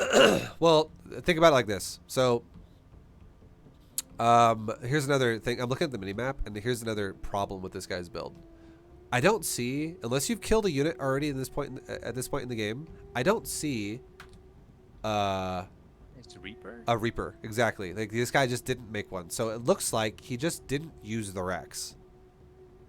So Maybe you got a phone call in the middle of the game Yeah. or something. I don't know. Yeah. And it's also not command center first, because if it was command center first, it would not physically be possible to have a factory this far along, and the command center would already be done by now. So it's not CC first. It's definitely depot racks into gas into a CC to afford the factory and a Reaper the way he did, and also still have 78 gas in the bank. That's a lot of fucking gas, because that means in total this guy's mined 228 gas so far, because you have to plus 150 to what he already has, because it's the Reaper and the factory. Wow, just the fact how quickly you calculate these, it just scares me how much I have to start memorizing. No, so yeah, you fucking have to know what things cost and what build time is of units or of things as well. Like for instance, I'm gonna ask you, if I were to ask you how much time does that blue bar on the racks represent? Do you know what that means? No. You need to for sure. So I've been okay, doing like memory card. I've been memorizing Zerg, but I haven't sure. memorized the other No, bases. you have to memorize them over time. It takes time for sure. But if you were to guess, okay, this is good because you can't actually check now. If you were to guess, how long do you think that number do you think how much time do you think it represents on that blue bar for what it's already done so far? Like Wait, just the blue part. That blue bar. Wait, that blue bar means that it's building a unit. Uh-huh. It's not. Yeah. The racks is done. Oh, okay. So Yeah. I think a marine takes like. It's not a marine. It's a reaper. 20 seconds. It's a reaper. Oh, it's a reaper. Marine okay, takes a marine takes 18. So if that was 8, okay, let's do this then. If it was 18, how much would that be if that was a marine? Yeah, so then it'd be like 6 Exactly. seconds. Perfect. Yeah. You know, it does. Yeah, I'm so fucking glad you said 6 or 7. You just you estimated. It does not have to be perfect. You just need to understand what it probably means. And now a reaper takes about like 32 seconds. I think it's right. I might be off by 1 second. I think it's 32 though. But Okay. a reaper, if that's 32, what do you think that represents now? So like 10 seconds. Exactly. Perfect. Yeah. See, like you can do it too. All you got to do is memorize it. Like you're quick with it. Sure. So anyone can do it. But now look at the factory. I want you to now. I'm going to quiz you again, and I'll tell you what it means in a second. But what do you think that factory means with the health bar on top of it, or the production bar below it? I'm gonna guess like 18 seconds. You're fucking pretty on point on that one. And the reason why is because it's a little bit less than half, and a factory is 46 seconds. What's 46? Okay. I was okay. So like I feel like that right there represents probably like 21 if you really think like or like 20 to 21, but you were fucking close. You said 18 or 19, I think is what you said. Something 18 or 19, something like that. I was thinking half of 36, but I guess it's half of 46. So 36 is a starport, but 46 is a factory. 46 is a racks, and fuck. Now I'm trying to remember. It's either 46 or 43 for a factory, but it's definitely one of the two. It's right around. Again, you could ballpark it. It does not have to be perfect. This is the beautiful thing about StarCraft is if you remember it exactly, that's great. But if you remember it at least for you have a good idea of what it represents, that's fucking perfect. That's all you need to do, because you need to be able to look at this and understand what this means. Ideally, I've been going to Wikipedia to try to memorize almost like the multiplication times table from school. Just memorize all the timings, but I can't tell if the website is still updated based on the latest patches. Yeah, I don't use it personally. It's because StarCraft 2. This is something that anyone who played StarCraft 2 back in Wings of Liberty would realize. It's hard to remember with the transition because StarCraft 2 used to be in something that was a different time than it is now. Oh right, now the time scale is real time. Yeah, like it's real time. It's not Blizzard time anymore. It's actual real time, because before people would be like, "Holy fuck, this game's been going on for 47 minutes and it's only been 31." And you're like, "No, not exactly. It's Blizzard time." Like, what the fuck is Blizzard time? But yeah. So yeah, this would, if I were looking at this, all I would say is that this guy is going for probably tanks or super inefficient aliens, or he might just be going straight starport. That could also be a possibility here. You can't tell what it is yet. Yeah, we can't tell. Okay. It could really branch out in any way. So then I think, what was that? That was at 2.5 minutes. So just past 3.5 minutes, now we see. If I had to guess, I'd say this guy's going to go battlecruiser already now. No, that's an assumption. It's a higher priority, higher chance, and the reason why is because Terrans have 2 ways to go mech if they want to completely just void fucking bio. This guy is doing nothing with the racks. It literally is it's a glorified tech structure that is a wall fucking block. It does nothing. But he's going tech lab first. This guy has no intentions of harassing you with Hellions. And if he's not going to harass you with Hellions, he needs something that is self-sufficient, which is going to be an air unit.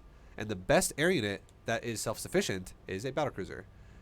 Banshee needs Hellion distractions to be efficient. Otherwise, Queens are going to shut that shit down so fast. A Liberator needs Hellion distractions. Otherwise, Queens are going to shut that shit down so fast. Oh, a Liberator needs distraction. Okay, the battlecruiser is the only thing that doesn't need distractions. And given that he's making a tech lab here, means he's not really planning to make any distractions. So, sorry, there was a dono that happened at that same moment when you were talking. Say that one more time. Sorry, I was saying that the reason I know he's not making distractions is because he's putting a tech lab on this. 100%. Okay. There's no Hellion investment here. And if he's not going to go Hellions, all the units that are not a battlecruiser need a Hellion distraction. Otherwise, it's so easy to stop it. It's like if one Liberator, and that's it, shows up to your base and you're just like, okay, I'll send my Queens over there. And now I don't have to be worried about my drones dying at my 3rd base or something like that. It's super I easy. see. So if he made instead if he had done a reactor, he flip-flopped the factory and the barracks to get the reactor on time, then I know he's doing Hellions. Then he makes a starport, so it's still 1-1-1. Would that make sense? But for a different, but for like a Liberator or something? Yeah, sure. Or? No, if he was going Hellions and then he was going like a starport as well, that would totally be a possibility of a Liberator or a Banshee. Especially if he goes Tech Lab on the factory there, that could be a Banshee. It doesn't have to mean it is. If there's a fusion Okay. core, then it's definitely going to be a BC. But this looks like a BC because of these reasons. Number one, Okay. he's making siege tanks out of this because he's not going to make a Thor. Because otherwise, why is he making a starport so fast? Like it, the only way this could be a Thor would be if he went Armory before starport, and then he went starport because otherwise the factory's going to sit there forever. But he's not making an Okay. Armory, so and also the odds of it being a Thor are really low because how many games have you played that you get Thor dropped by Medivac in? Yeah, none. Yeah, exactly. It's fucking odds are low. It's super low. It's like Okay. that'd be like playing poker and you're like, he's got a royal flush. I fucking know it. And you're like, okay, that probably is not happening right now. You can't think everyone has a royal flush. It's just fucking not the case. So Okay. just odds are super low, so it shouldn't be your first thought. Then it's still a tech lab though, so a tech lab provides, or like if I'll ask you this actually. If you what does a tech lab provide on a factory? What units does it unlock? Provides a Thor. Yep. And whatchamacallit, Cyclones. Yep. And wait, do you need a tech lab? Yeah, you need a tech lab and an armory to have Hellbats. You No, do. no, no, Well, no. you don't need a tech lab for Hellbats. You can make Hellbats off an armory. You just need off a reactor. Oh You yeah, just yeah, need an yeah. armory. Of course, yeah, because you can make you just need an Yeah. armory for. You got 2 out of Hellbats. 3 though. What's the other unit Terran has that you always deal with that can be made off a tech lab? And it's something that lurkers hate. What's something that? Siege Wait, unit. what am I missing? Wait, whoa. It's like I just It's a- wait. Oh wait. Oh wait. You need a siege tank. Oh yeah. Yeah. No, you don't need a siege tank for with the tech You lab, do. you? You can't make siege tanks off reactors. Wait, if you just have a plain factory, you can't make a siege tank? No.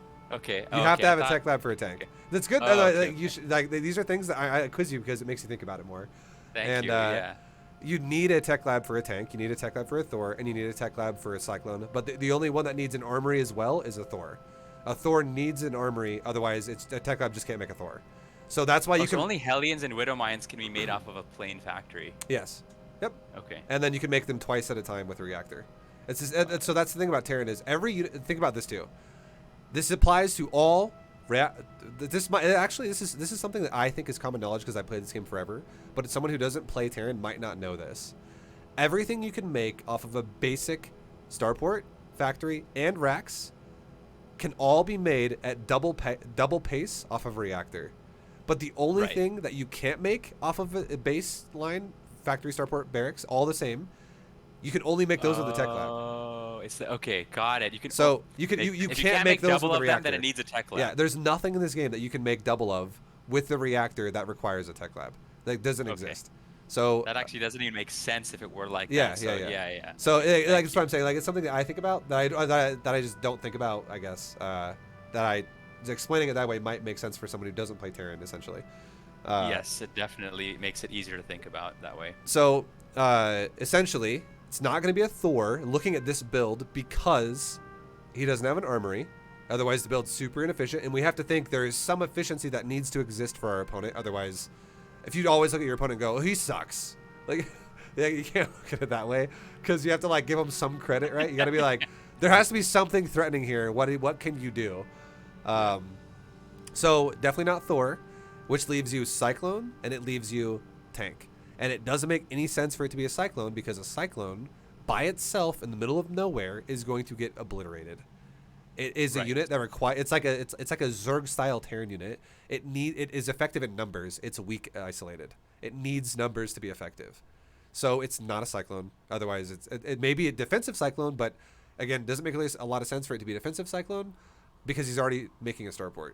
And that's going to be able to kill an air unit anyways, but it more effectively because it can chase you off the cliff if it really wanted to. So odds are, and then think about this too. This is another thing to think about why it's not a Cyclone.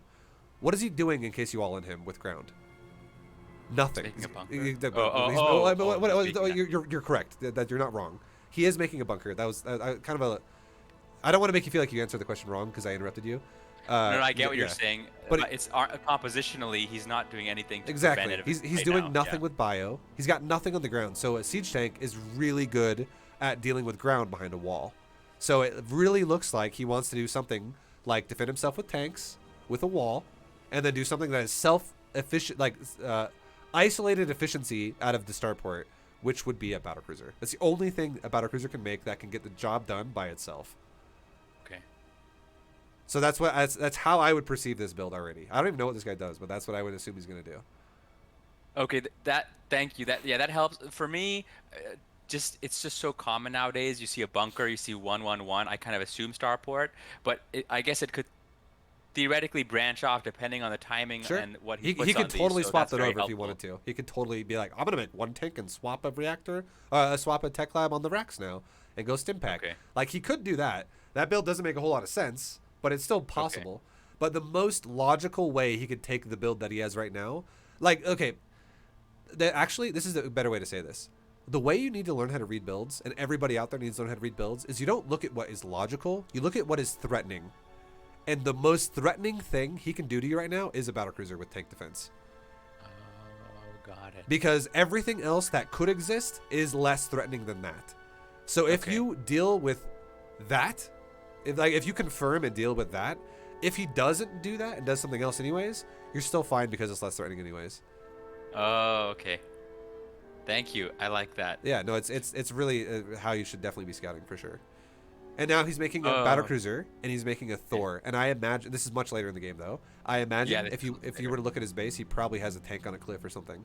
Yeah, I mean you can't obviously because it's a screenshot, but yeah. I know. You're right. He did. So actually, what's the supply right now?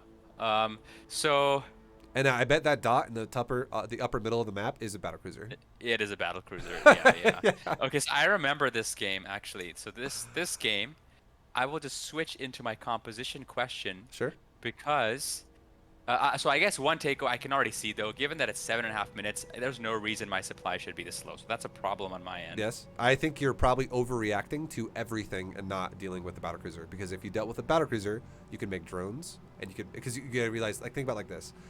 If I were to look at your base right now, and if you have a bunch of roaches, and if you have a bunch of lings, I'd be like, why? This guy made no Hellion investment at all. So if you have any type of a ground army, it is pointless. And then on top of that, if you don't have... Sorry, oh my god. That's you. Yeah, my bad, sorry.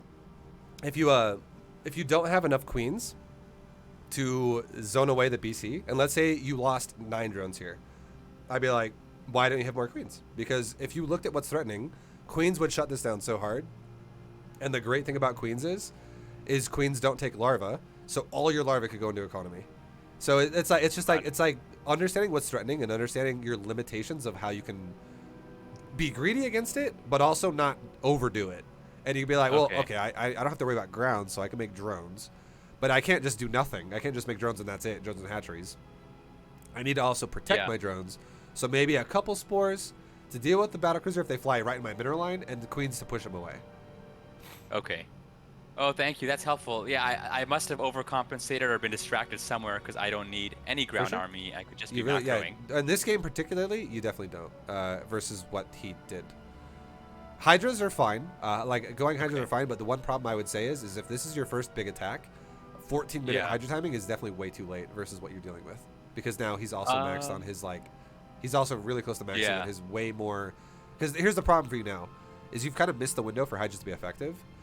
Because he's like maxed on more expensive units, which are gonna own hydras like crazy. So I don't remember when the first attack would have happened. This might have been it. So I pretty much took a screenshot where if you move around, every screenshot here is the same timestamp. Sure. I think. It's just a different part of the map. No, actually, I don't remember. It's just screenshots of his composition. And the way he did it is he just put these planetary fortresses at different choke points, and I feel like I was just lost. Swarm host would own this. You make some swarm host, and I would say swarm host and corruptor would be a great comp here, or swarm host hydra. Like hydra would also work if you just remade them quickly. But here's why swarm host would be really good. If you get upgrades on weapons for a swarm host, and you make 16 of them, This guy has no Widow Mines. This guy has no Hellbats. This guy has only Thors, and he has only air, essentially. Like, there's just not much of anything. You could literally pop command centers repeatedly with each wave of Stormhost you throw out there. And the beautiful thing about Stormhost is, that's really, really, really, really important to understand about people who play like this, is you can have a cooldown of your next wave of Locust refresh faster than a new planetary fortress could get set up if he builds one from scratch. The only way otherwise it would work is if he always has a backup sitting there and he lands it and he turns it into a PF. Because morphing a PF is definitely faster. But building a command center is slower. So the reason why this is relevant and why this matters is you will be... Like, imagine if you were like... I don't know, I'm trying to give you an analogy here for something that would make sense, but all I can think about is like fictional shit. I'll give you a fictional analogy, okay? Sure. Imagine if you were given like an axe and you had to cut down a tree. But the problem with cutting this tree down is it regenerates like it's fucking wood that you cut away. But imagine if you could swing that axe faster than it regenerates, and slowly you make progress, and eventually you make it through and you break it and you cut it down. That's kind of what Swarmhosts are like versus mech, because they fix what you break, but it's not fast enough. You break it faster than he fixes it if you use it on cooldown. And you're referring to more than, you're referring to his whole army as well, right? Uh-huh. Yeah, because the thing is that everything costs money, and if you break, and Swarmhosts break his economy. So you break his economy faster than he fixes it, which means he can't maintain it over time. And everything that dies in the army versus army fight from then on can't be replaced as effectively. He runs out of money. And you said, so I can either go Swarmhost Hydra or Swarmhost Corruptor? Yeah, sure. No. I mean, Hydra would be nice because he's got an assortment of Battlecruiser, Liberator, and Thor. And it's just easy. And then you could deal with all of it. But if he sieges a bunch of his Liberators, you might run Hydras into death, so you got to be really careful about not doing that. But if you go Corruptor, your Swarmhost would need to kill the Thor, which is very doable because he has no Hellbats to cover them. And you really need Hellbats to cover Thor if you have Swarmhost in the game, and he has none. And he has no dedication to doing it either, as we saw earlier. He's a starport-based Terran with like a factory making a tech lab. But the Corruptor could deal with the Liberator, and they could deal with the Battlecruiser really well too, by just taking trades. And you're just like, okay, I lost 80 supply, you lost 60 supply, whatever, but I have 8,000 resources, you have 2K, and I replace, you replace. I'm mining more than you are because you just don't have as much money as me, and then I do it again, and then I break him again, and you literally break him. It's like same thing, the same concept that your Swarmhost has against his economy, your army has against his army. How many Swarmhosts is reasonable 16, to have? 16. Oh, 16? Sure. Yeah. I see. And then, so I guess I would keep, and my goal is to circumvent his army and just like the push and pull against his economy. Yep. Like you Swarmhost. can circumvent his army. If you get free damage, you get free damage. That's great. But if you have to take a fight against him, that's fine. And it would be totally fine to take a fight against him if you're like a 5 or like a 6 or a 7 base Zerg versus like a 3 base Terran or a 4 base Terran, and it's now at like 18 minutes, 20 minutes, 22 minutes, because you got to realize, here's another tip that is really relevant to understand about games like this. Okay. If you understand that half the base mines out at 8 minutes and the other half mines out 8 minutes later, that means that far patches that are lower mine out at 8 minutes of full saturation, and then the close patches that are higher mine out 8 minutes later, and the gas mines out around the same time as the close patches. Somewhat similar. It's a little like the gas lasts a little bit longer, but not much. Okay. Then you can understand that each base that Terran has is going to be mining like shit 8 minutes after he has it, and it's going to be fully depleted 16 minutes after he has it. So if you can go, all right, Terran took his third base at 6 minutes. So if I have to make this game turn into a 22-minute fucking turtle fest, he's dry. Okay, cool. Thanks. Yeah, Thank you. No, for sure. That helps me understand when he's actually low on economy. It's no, that applies to like someone who is gonna saturate the mineral line efficiently, right? It's not gonna be like he's gonna have 7 SCVs mining the mineral line. So if that was the game where you're like, this guy's mining like shit the whole time, it'll definitely last longer, but he's obviously making less income the whole time. Okay. So if someone has really bad efficiency with their mineral line, then it will change it a little bit, but they're going to have smaller armies throughout the game because they just don't have as much money. If that makes sense. I see. But Okay, yeah. but, So that, yeah. yeah, normally a person's gonna have 16 on the middle line though. That's how it should be, and then it will be what I said makes sense. So and then if he decides, I mean, he was turtling this whole game. I Yep. guess he's not really Oh, motivated for to sure, attack me. 100%. I can tell that has like killed none of your creep. So if he is motivated to attack me, if I just do swarm hosts and hydras, I mean, I guess his army will get obliterated, or we'll You'll just wear kind of him even each down. other out. You'll wear him down. Oh, okay. Oh, so that means if he's entering my creep, my goal is do a swarm host wave, attack with hydras. He'll get worn down, but Well, my stuff will die here's the thing. except the swarm host. He shouldn't be on your creep. If he is, that's fine. But the idea is swarm host prevent him from getting as strong as he is right now. You literally, he's trying to replace and fix and replace and fix and replace and fix, and you just keep breaking it and breaking it and breaking it. And if you were to look at resources lost up to this point in the game at 14 minutes and 11 seconds, right now, if this was your first attack, it would be like resources lost for Terran, maybe like 800. Maybe he lost a unit earlier or something like that. But it should be resources lost for Terran like 5,000 right now already, because you keep breaking him. And he's like, oh, fuck, I got to keep fixing everything. I got to keep fixing everything. And it never ends. You do it the whole game. So if this went properly, how much supply do you think I should have and how much supply should he have at the first attack? So it depends If what that your makes army's going to sense. be. So if I were to be going Swarm Host, you got to realize as well, if you're going to go Hydras, I'm totally okay with you going Hydras as an opener. Okay. But as soon as you understand, as long as it takes you to figure this out, but as soon as you understand he's going to be the turtle mech, I'm a Terran turtle boy, then you Okay. make Swarm Host, and then you abuse them as much as possible. So as early as you figure that out, it's great. But if you make Swarm Host against someone who's not turtling, not so good. It's literally good for turtle Terran. Like if he's like battle meching you and you go Swarm Host, he'll run away from it and then re-engage when it's expired, and you're gonna have a bad day.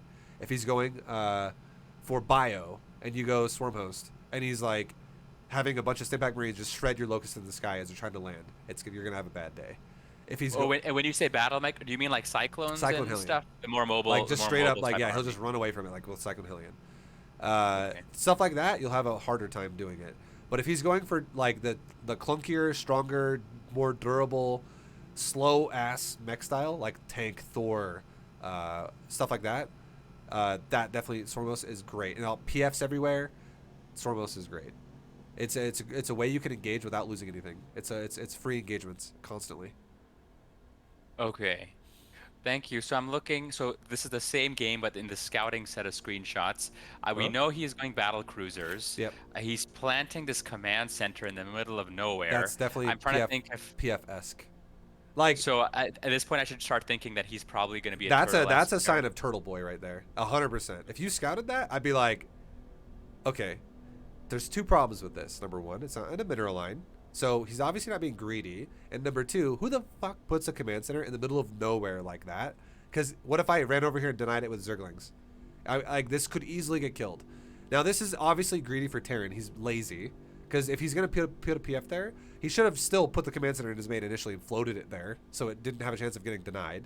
But if he wants to put it there in the first place, that's like, he's like, yeah, I'm making a PF here. Like, that's definitely a PF. Okay. Okay, cool. Thank you. I think that helps. So pretty much this army, my composition can be Hydra, Swarm Host, Yep. and I certainly could have put more pressure, and I'll have to review and see how to make sure I'm macroing properly. Well, because I certainly... you can see in the screenshot too, right here as well, at 7 minutes, you have 2k minerals in the make almost. That is definitely too much. Yeah. So like that definitely means that you're not taking advantage of your advantage is right now, essentially, which is the Terran is going to apply no pressure to you other than a battle cruiser. Okay. I think that'll come from... I just need to keep practicing the rhythm so I remember when to build stuff. Yeah. Well, this is where Because I'm still losing. Mhm. No, for sure. I think a lot of confidence definitely does come from being able to understand what is the most threatening thing you can deal with that could be thrown at you right now, and being able to go, well, this would beat it, and then you just go, now I'm fucking like 100-mile-an-hour gas pedaling that option, and I'm just gonna get it as quick as I can. Yeah, I agree. This is going to empower me to know that, okay, I have a big drone window or not, which I think is something For that sure. I run into. Yeah, Terran Harass, I'll say it right now, 100%. Terran Harass is only scary when it's multi-prong. If there's no multi-prong aspect to it, it is so easy to deal with it. And especially if it's starport based, queens will shut it down every time, no matter what unit it is. Any unit out of the starport will get shut down by queens. There's only one thing. Fuck, I might sneeze again. Oh my god, sorry. There's only one thing Terran might be able to do. That if you scouted it, it would be nice. But Terran can do only one thing to queens that is annoying, and that is if Terran goes for a tech lab, a starport with or without an add-on. It does not matter, and they go for a fusion core. Okay. Now, this is so basically the point I'm trying to make here is. You mean like speed banshees? No. Or Hear me out. So. Okay. The point I'm trying to make here is it's range liberators, and Oh. a liberator is a unit on a starport that does not need a tech lab. You can make that off of a base starport or a reactor, as we talked about earlier. Because if you make it base, that means you can make it double with a reactor.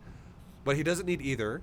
If you see a Terran who does not prioritize a tech lab on a starport and they get a fusion core, you probably want to get yourself a little bit faster at getting a Spire.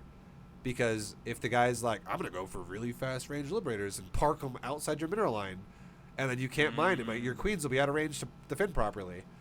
That will be incredibly annoying for you. Again, the odds of you dealing with that, though, super fucking low. No one really does that. It's really low, but it could happen. It's a possibility. So that's why the only reason I'm telling you this is because I just told you, if he goes anything out of the starport, queens can deal with it. That is the only one they can't deal with. Okay.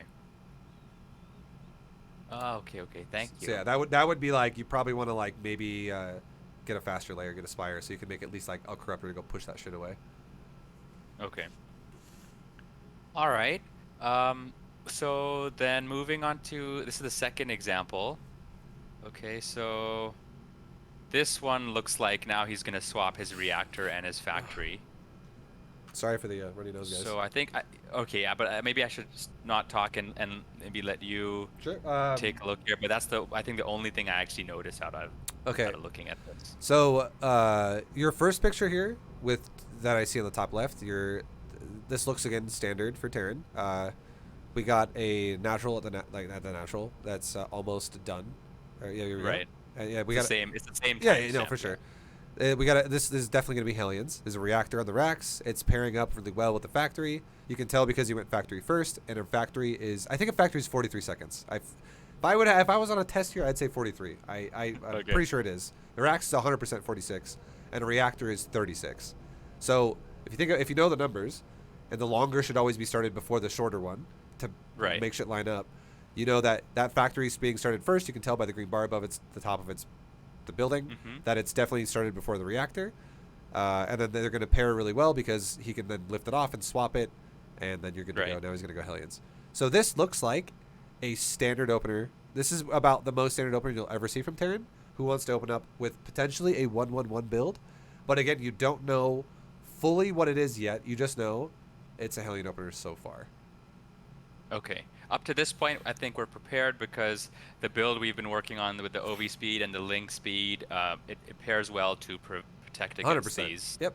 So here's a good tip that I don't know if I told you this before. Again, these are things. There's a lot of shit to talk about, right? But a good tip for you defensively to deal with this now would be number 1, get your creep spread going and get queens to always be in the right spot at the right time to defend them. And number 2, look at how many entrances there are to your base pathwise. And get in front of your creep and put an overlord there. So you can always watch Hellions come first with an overlord, and then they get to creep. So it makes it easier to make sure you're not going to get denied while you creep spread. And it also gives your queens warnings to get them, to block the Hellions before they get to your mineral line. Like he'll always drive into you and be like, fuck, queens are there, drive the other way. Queens are there. He'll drive the other way, but then he'll turn around and go, now I'm going to juke him. Queens are there. Oh my god, they're always there. Because overlords are watching him the whole time. So the perfect spot to put overlords would be like if you look at the mini map in the top left of what you see right now, or the bottom left, it doesn't matter. The fourth base on both sides, so up top middle and then right below your natural. Put an overlord at both areas, probably a little exactly a little bit more in the open, exactly where your mouse is right now. That is fucking perfect. Okay.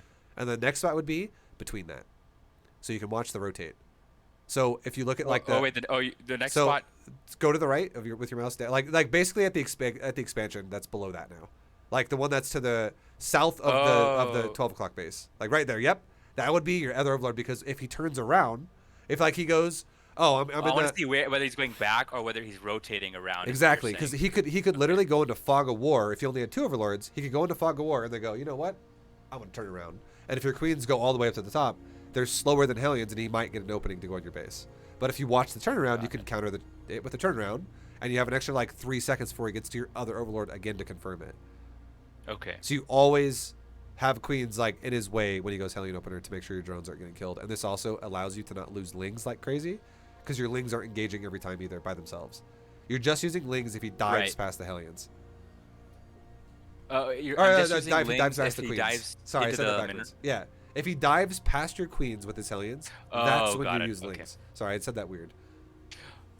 Oh, so I don't have to go around chasing his Hellions? definitely Or, not. I mean, I guess unless I really feel like I will You win. need to concede the fact that he controls the non-creep. He, like, every time Okay. there's anywhere without creep, he's in control of that. The only reason why you would ever contest that is if you're all-inning him and you're really trying to, like, make him not see the all-in. And you're like, I need to either kill that or distract him. Run over there while I all-in you down here. Oh, okay. That's the only time you'd ever contest. Okay, thank you. And that's also- I think I'm overcommitting my Yeah, wings. and that's also a sign for Terran, where like if I was coaching a Terran player, I'd be like, if this guy's contesting you, he's either really wasteful or he's all-inning you. Like that's also Terran Okay. mindset right there too, right? So you can Oh, okay, also okay. that's where meta shit comes in. Where why the fuck are you Yeah, contesting yeah. unless you're all-inning? And if you're not all-inning, what if you over-prepare? So he's like, oh, bunker, and you're like, I'm not actually all-inning you, and I really didn't lose my lings yet. I just made you think I was all-inning you. That's Oh, meta okay. shit. That's like super meta. That, you know, that's where the game gets more advanced and stuff like that. You start doing things that look like what they're not. So then a little bit later, let's see. I don't remember the timings of these, but yeah, I think I did not realize maybe that there was an armory happening, or I didn't really know what to Sure. make of this because he's got a tech lab. Yeah. You know, and actually, if I were to say something based on today's lesson, Yep. to me, I would say this looks like possibly a 2-prong attack or something coming through. Could be. I don't know. It could be.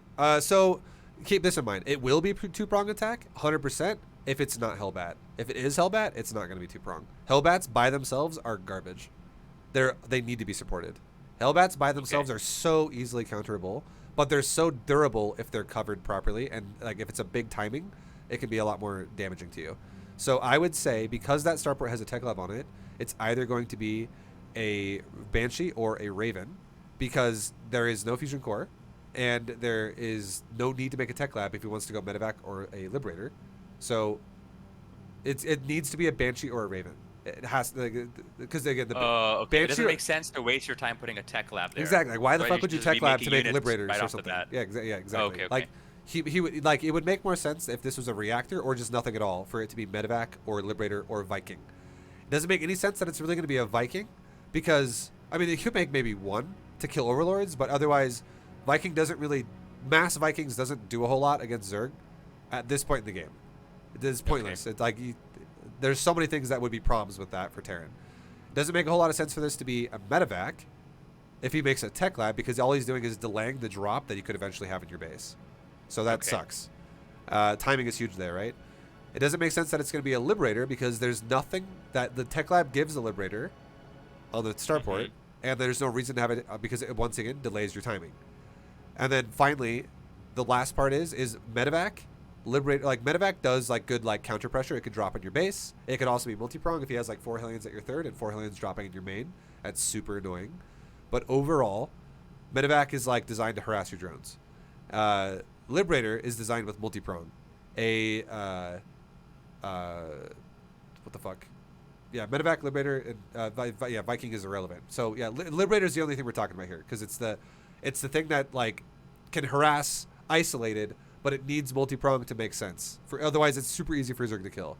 But once again, like, But the tech lab kind of rules that out. well, yeah, that is part of it, Liberator. 100%. Yeah, it doesn't make any sense that it's going to be a non-tech lab unit if there's a tech lab there, because it makes no sense. But another thing that we talked about earlier, I was kind of referencing here, was the armory. If you saw it going down right now, like it's about to start, an armory means he's not going to multi-prong you. An armory means he's going to push you. Oh. Because he's going to make Hellbats, and Hellbats And they suck need by support. themselves. Exactly. Got it. Because they're so fucking slow, they'll get kited all day. You need something that can pressure while things are being pressured by Hellbats, like a Banshee or a Raven. And could this instead of Hellbats be Widow Mines? I would say no because there's a tech lab on the starport. Again, no meta, like it rules out a medevac. He would be using a medevac drop. He would Yep. need a medevac the Widow Mine. Okay, Yeah. okay. Oh, I see. Because he's not going to run And also, Widow Mines across the map. also, like, yes, an armory could. I would say if the starport and the reactor, or sorry, if the starport and the factory swapped add-ons, and there was an armory going down, I would say that would make more sense for Widow Mines because you could then actually upgrade Drilling Claws, which requires an armory, which requires a tech lab on the factory.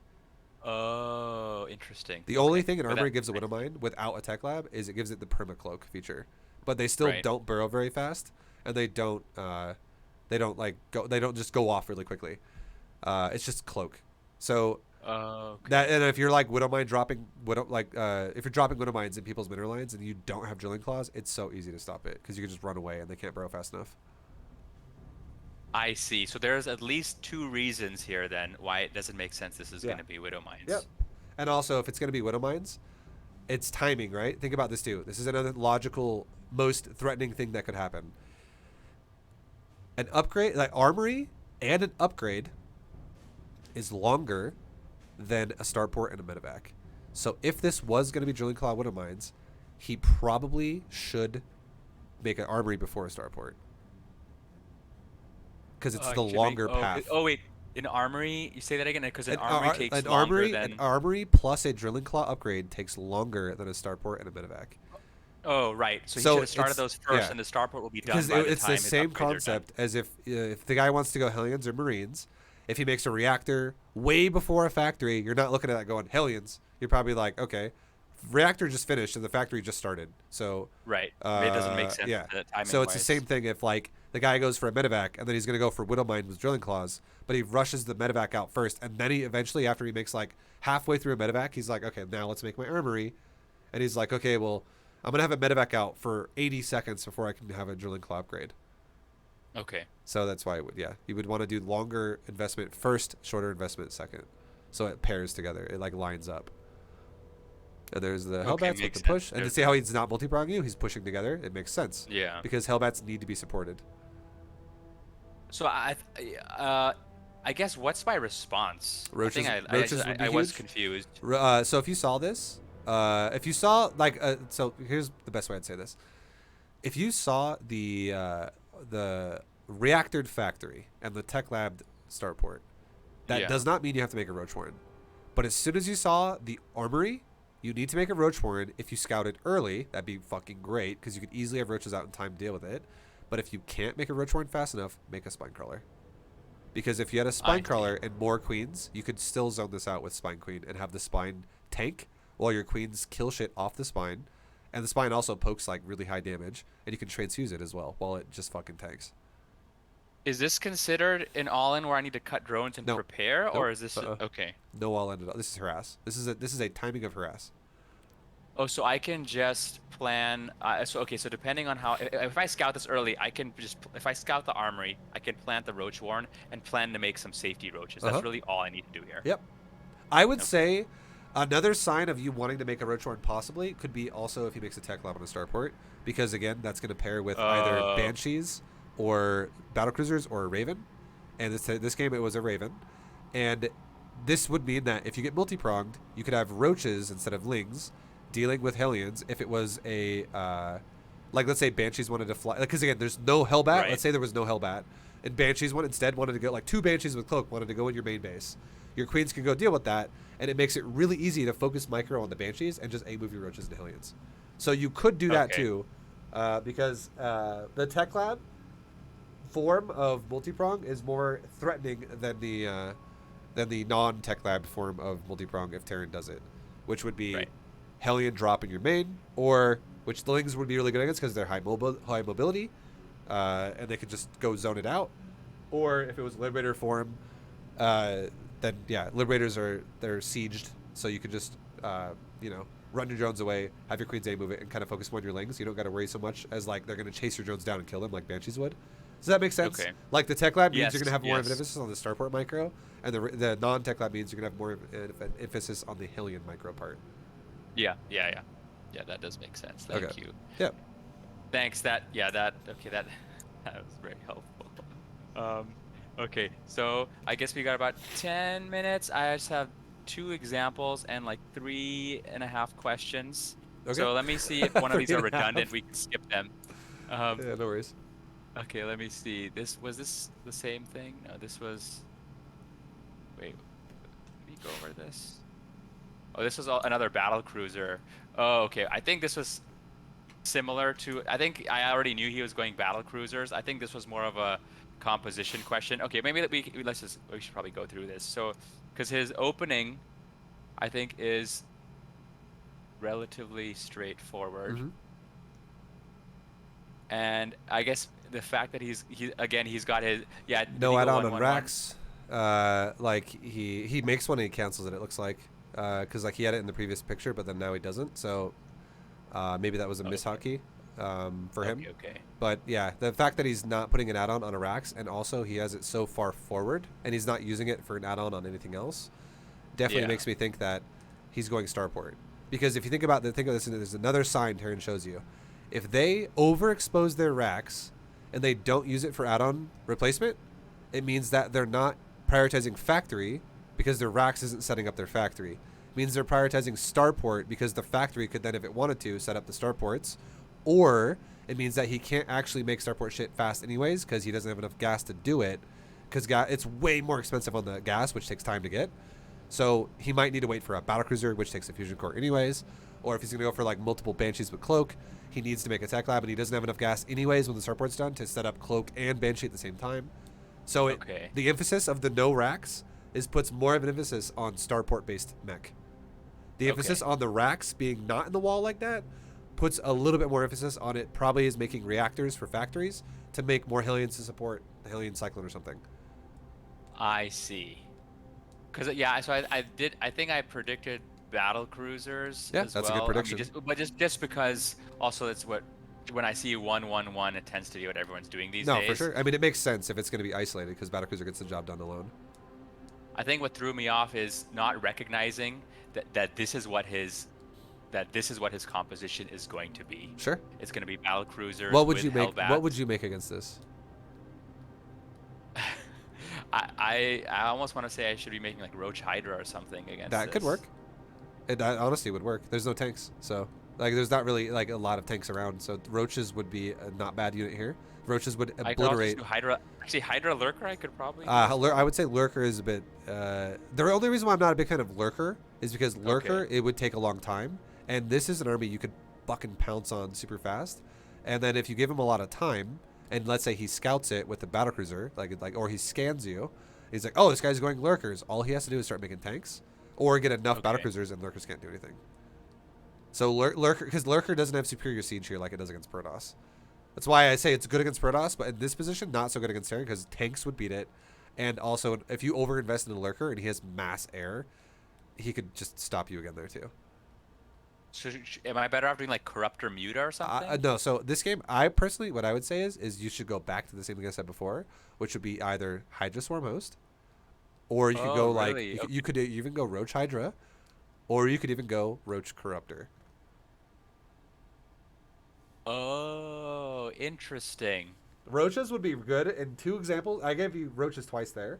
So I said Roach Corruptor, Roach Hydra, or Hydra Swarm Host. So Roach Corruptor or Roach Hydra would be good there because he doesn't have tanks. And tanks are what you want to avoid with Roaches. You're just like, oh god, there's 10 tanks over there. If you go Roaches into that, you're going to be like, oh, my army's dead. Okay, that was bad. And the same thing that counters Roaches is the same thing that counters Lurkers. Fucking siege tanks. You don't want to go siege tanks against, or you don't want to go Lurkers against siege tanks either.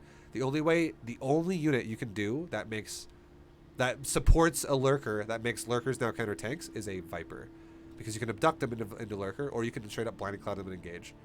Oh, right. But if you just straight up let Lurker fight tank, tank has more range and you always lose. Like it shoots you further than you can shoot it, and tanks hit fucking hard as well.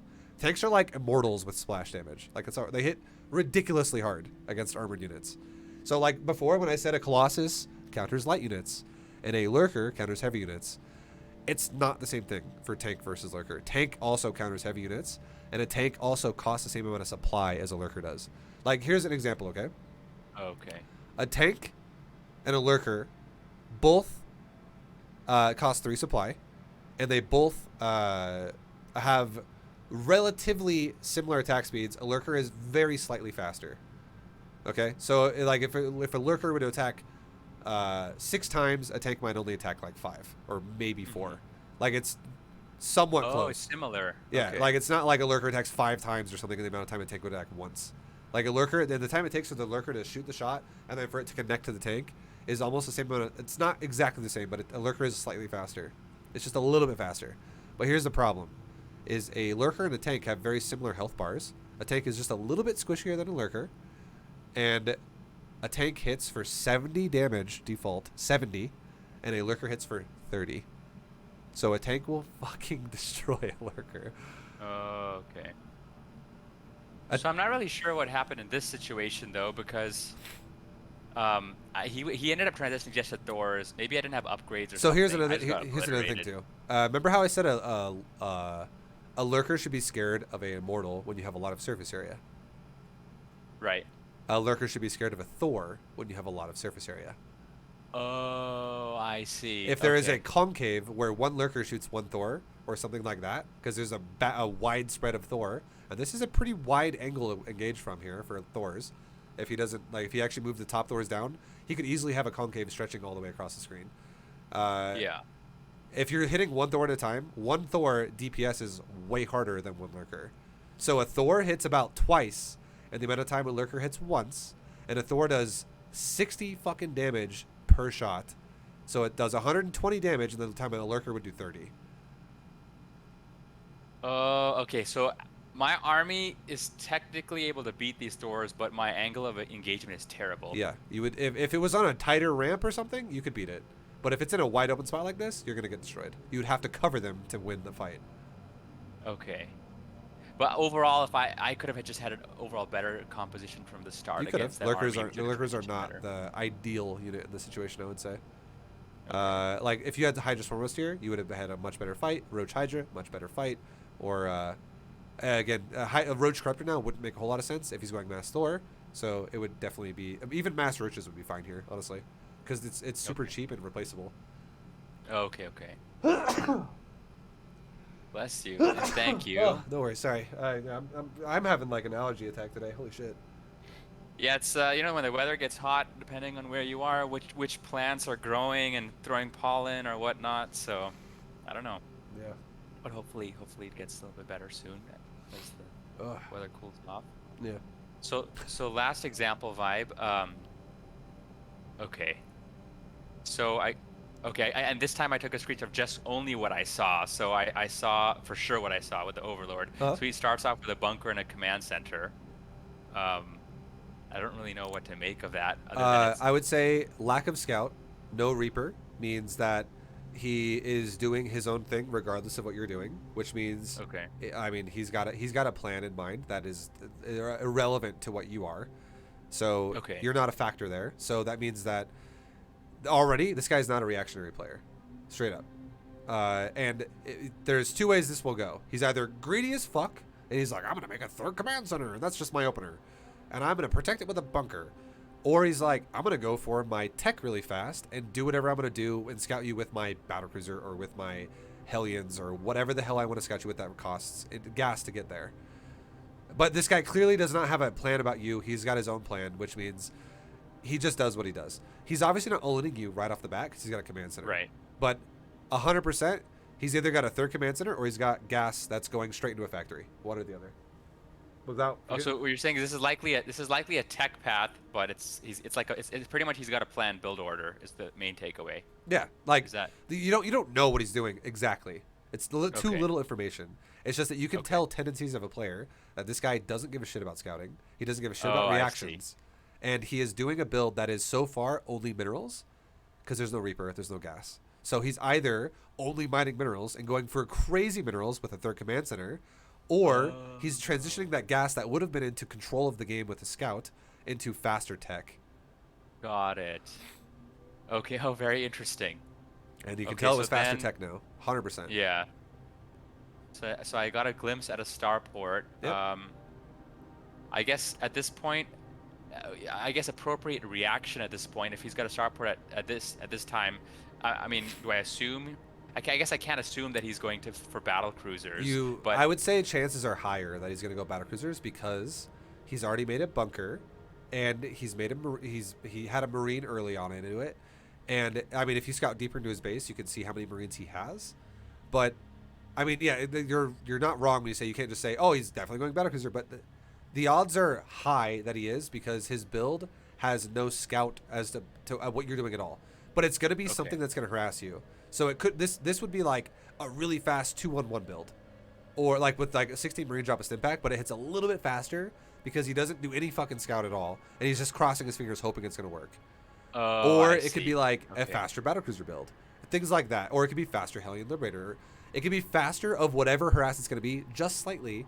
But he's taking a risk because he has no clue what you're doing. So here's why this is really important to understand. Mm-hmm.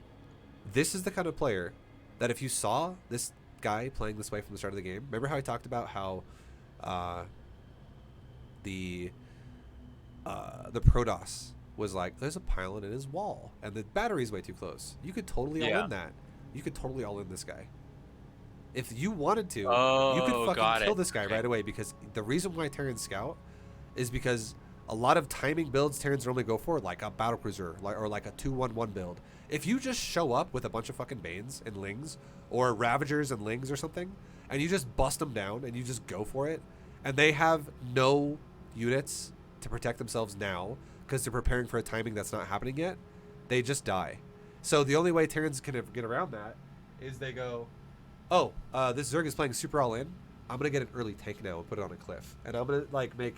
He still has a bunker, but like if he doesn't have like a tank supporting it, he could totally die, and he doesn't have a wall either, like, or like at this timestamp, basically, I'm already seeing a bunker. If I have a read on this guy, I can already plan for a Bane nest after my. 100%. You could literally, you could just keep money gas and all in right now if you wanted to, because that is a sign of someone who is going to be fucking super greedy in one way or another, most likely. Again, not a guarantee. He could make a tank if he really wanted to be that kind of a guy. He's like, I hate all-ins and I'm going to make sure I never die, and I'm going to play super safe. But you should definitely scout further into his base like you did and confirm things. Okay. And then if the macro response is, I just queens and lateral creep, so I can have easy access to all my bases. Sure. Right? Yeah. I mean, definitely got to confirm more though, because you don't know fully what's going on. Now, right there, now you know what's going on. This is going to be a split pressure. This could be a few things, okay? This could be a few things, because you can see on the ramp he's still making Marines. That's a sign. That is a sign of some shit that's important to understand. That makes me think Hellbats. Okay, Marines make me think Hellbats, and the reason why is this: if he's gonna non-stop make Marines, and he's gonna non-stop make Hellions out of that reactor, which is most likely what he's gonna make, and then he's gonna make something out of that starport, it could make sense that this is gonna be a Hellbat Marine medevac push, which is a actual build that exists.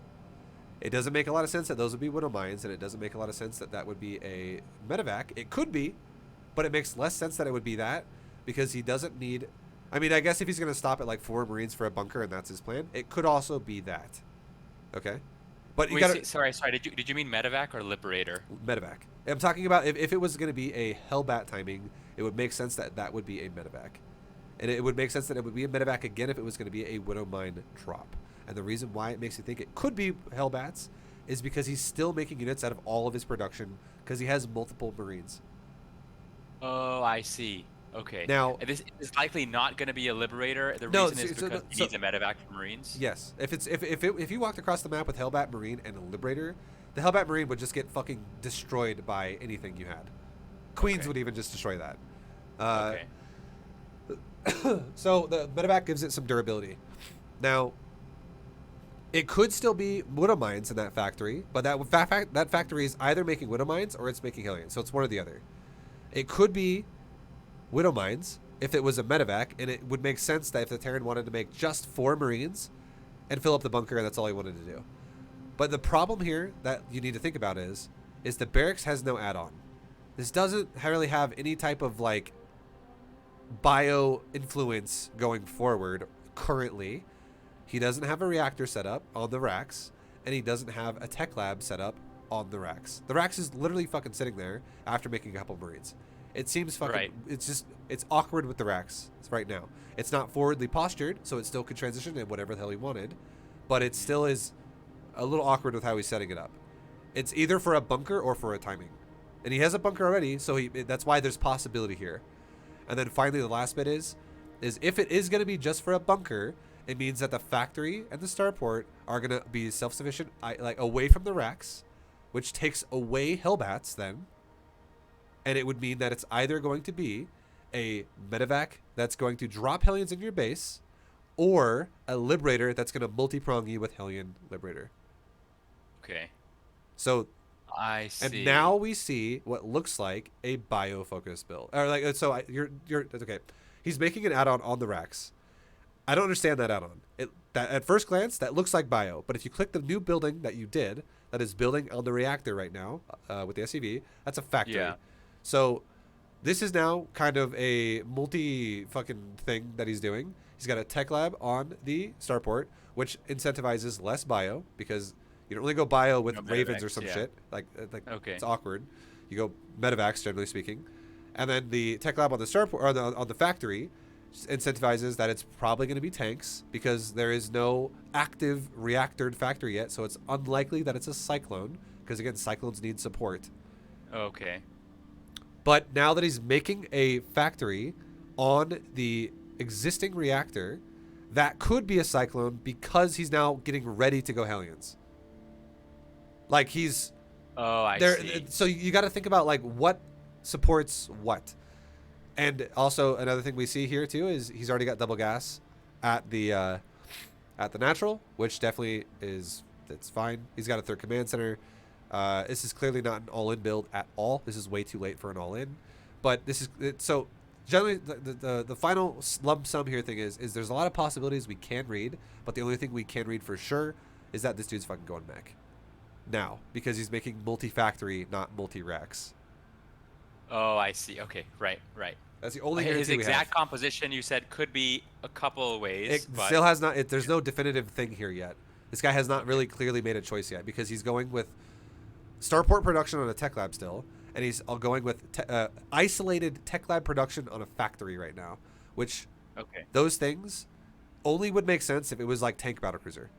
But then if he's going to make reactored factory right after that, which he is right now, this could easily turn into Cyclone Hellion with like Banshee or battlecruiser support.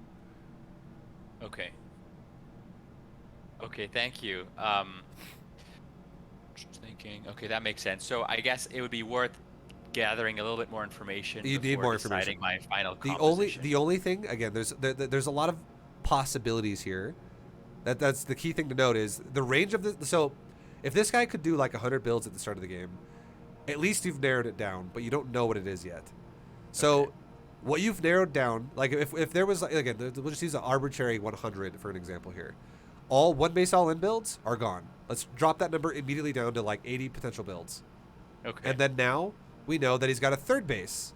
Drop that number down now to like 40 instead of 100 because now we know there's like a bunch of fucking two base different kinds of timings he could do to you, and all of them are void now because he's got a third.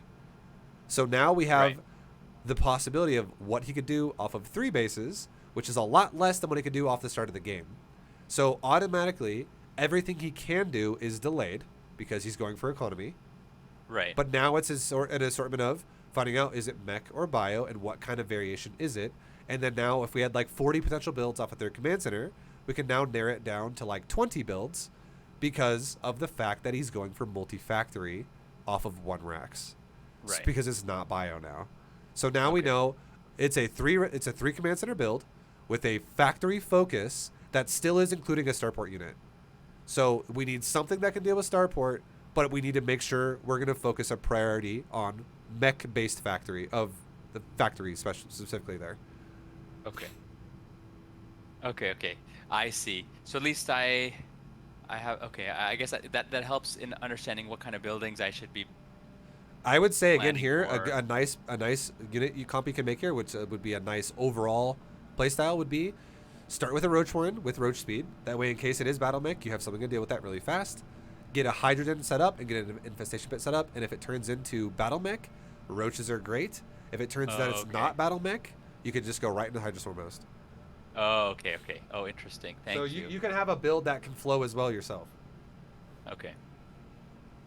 Wow, I feel so much more empowered thanks to these examples. So thank you. Oh yeah. So Vibe, I guess we can put this off for another time if you want. I just have 3 last questions if that's okay, but I understand if. Yeah, sure. We're we're going over again, but yeah, we'll okay. Well, we can like how long do you think we'll take to take these questions? Okay. I guess just ask me the first one. What's the ask me the first question one, is we'll simply, I think it's probably yes or no.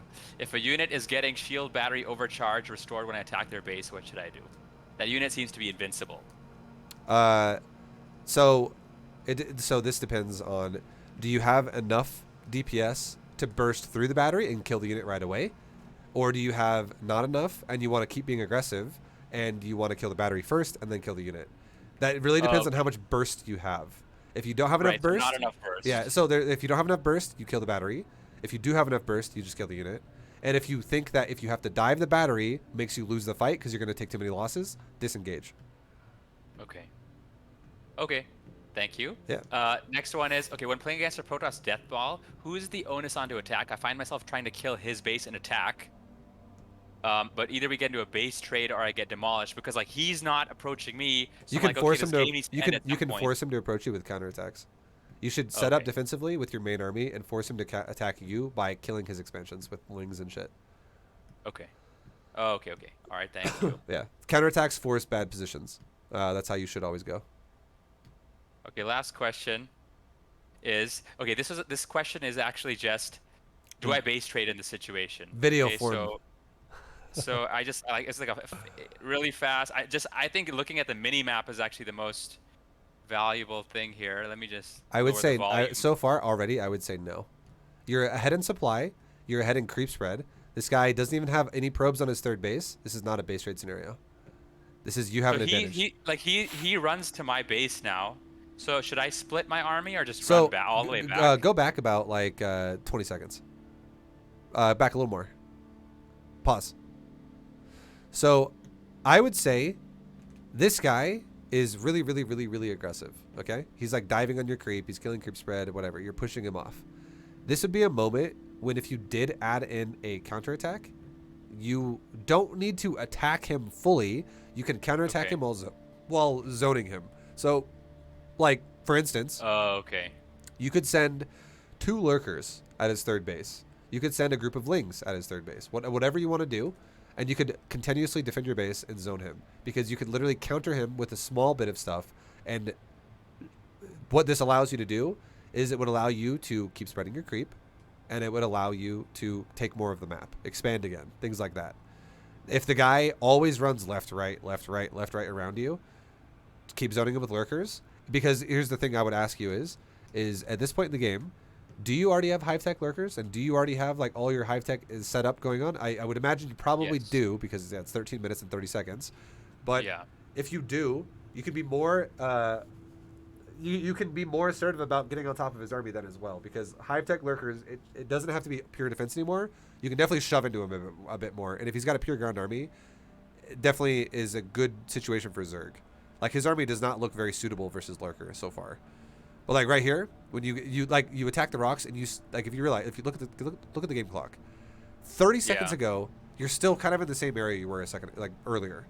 You're barely moved in 30 seconds. Yeah. So he's had a lot of time to rotate around, and he's missing. So here's one thing you should do. If you're gonna go to the middle of the map and you're trying to get away to attack your opponent, throw a changeling, which you have access to on both sides of the map because you're gonna go through the center.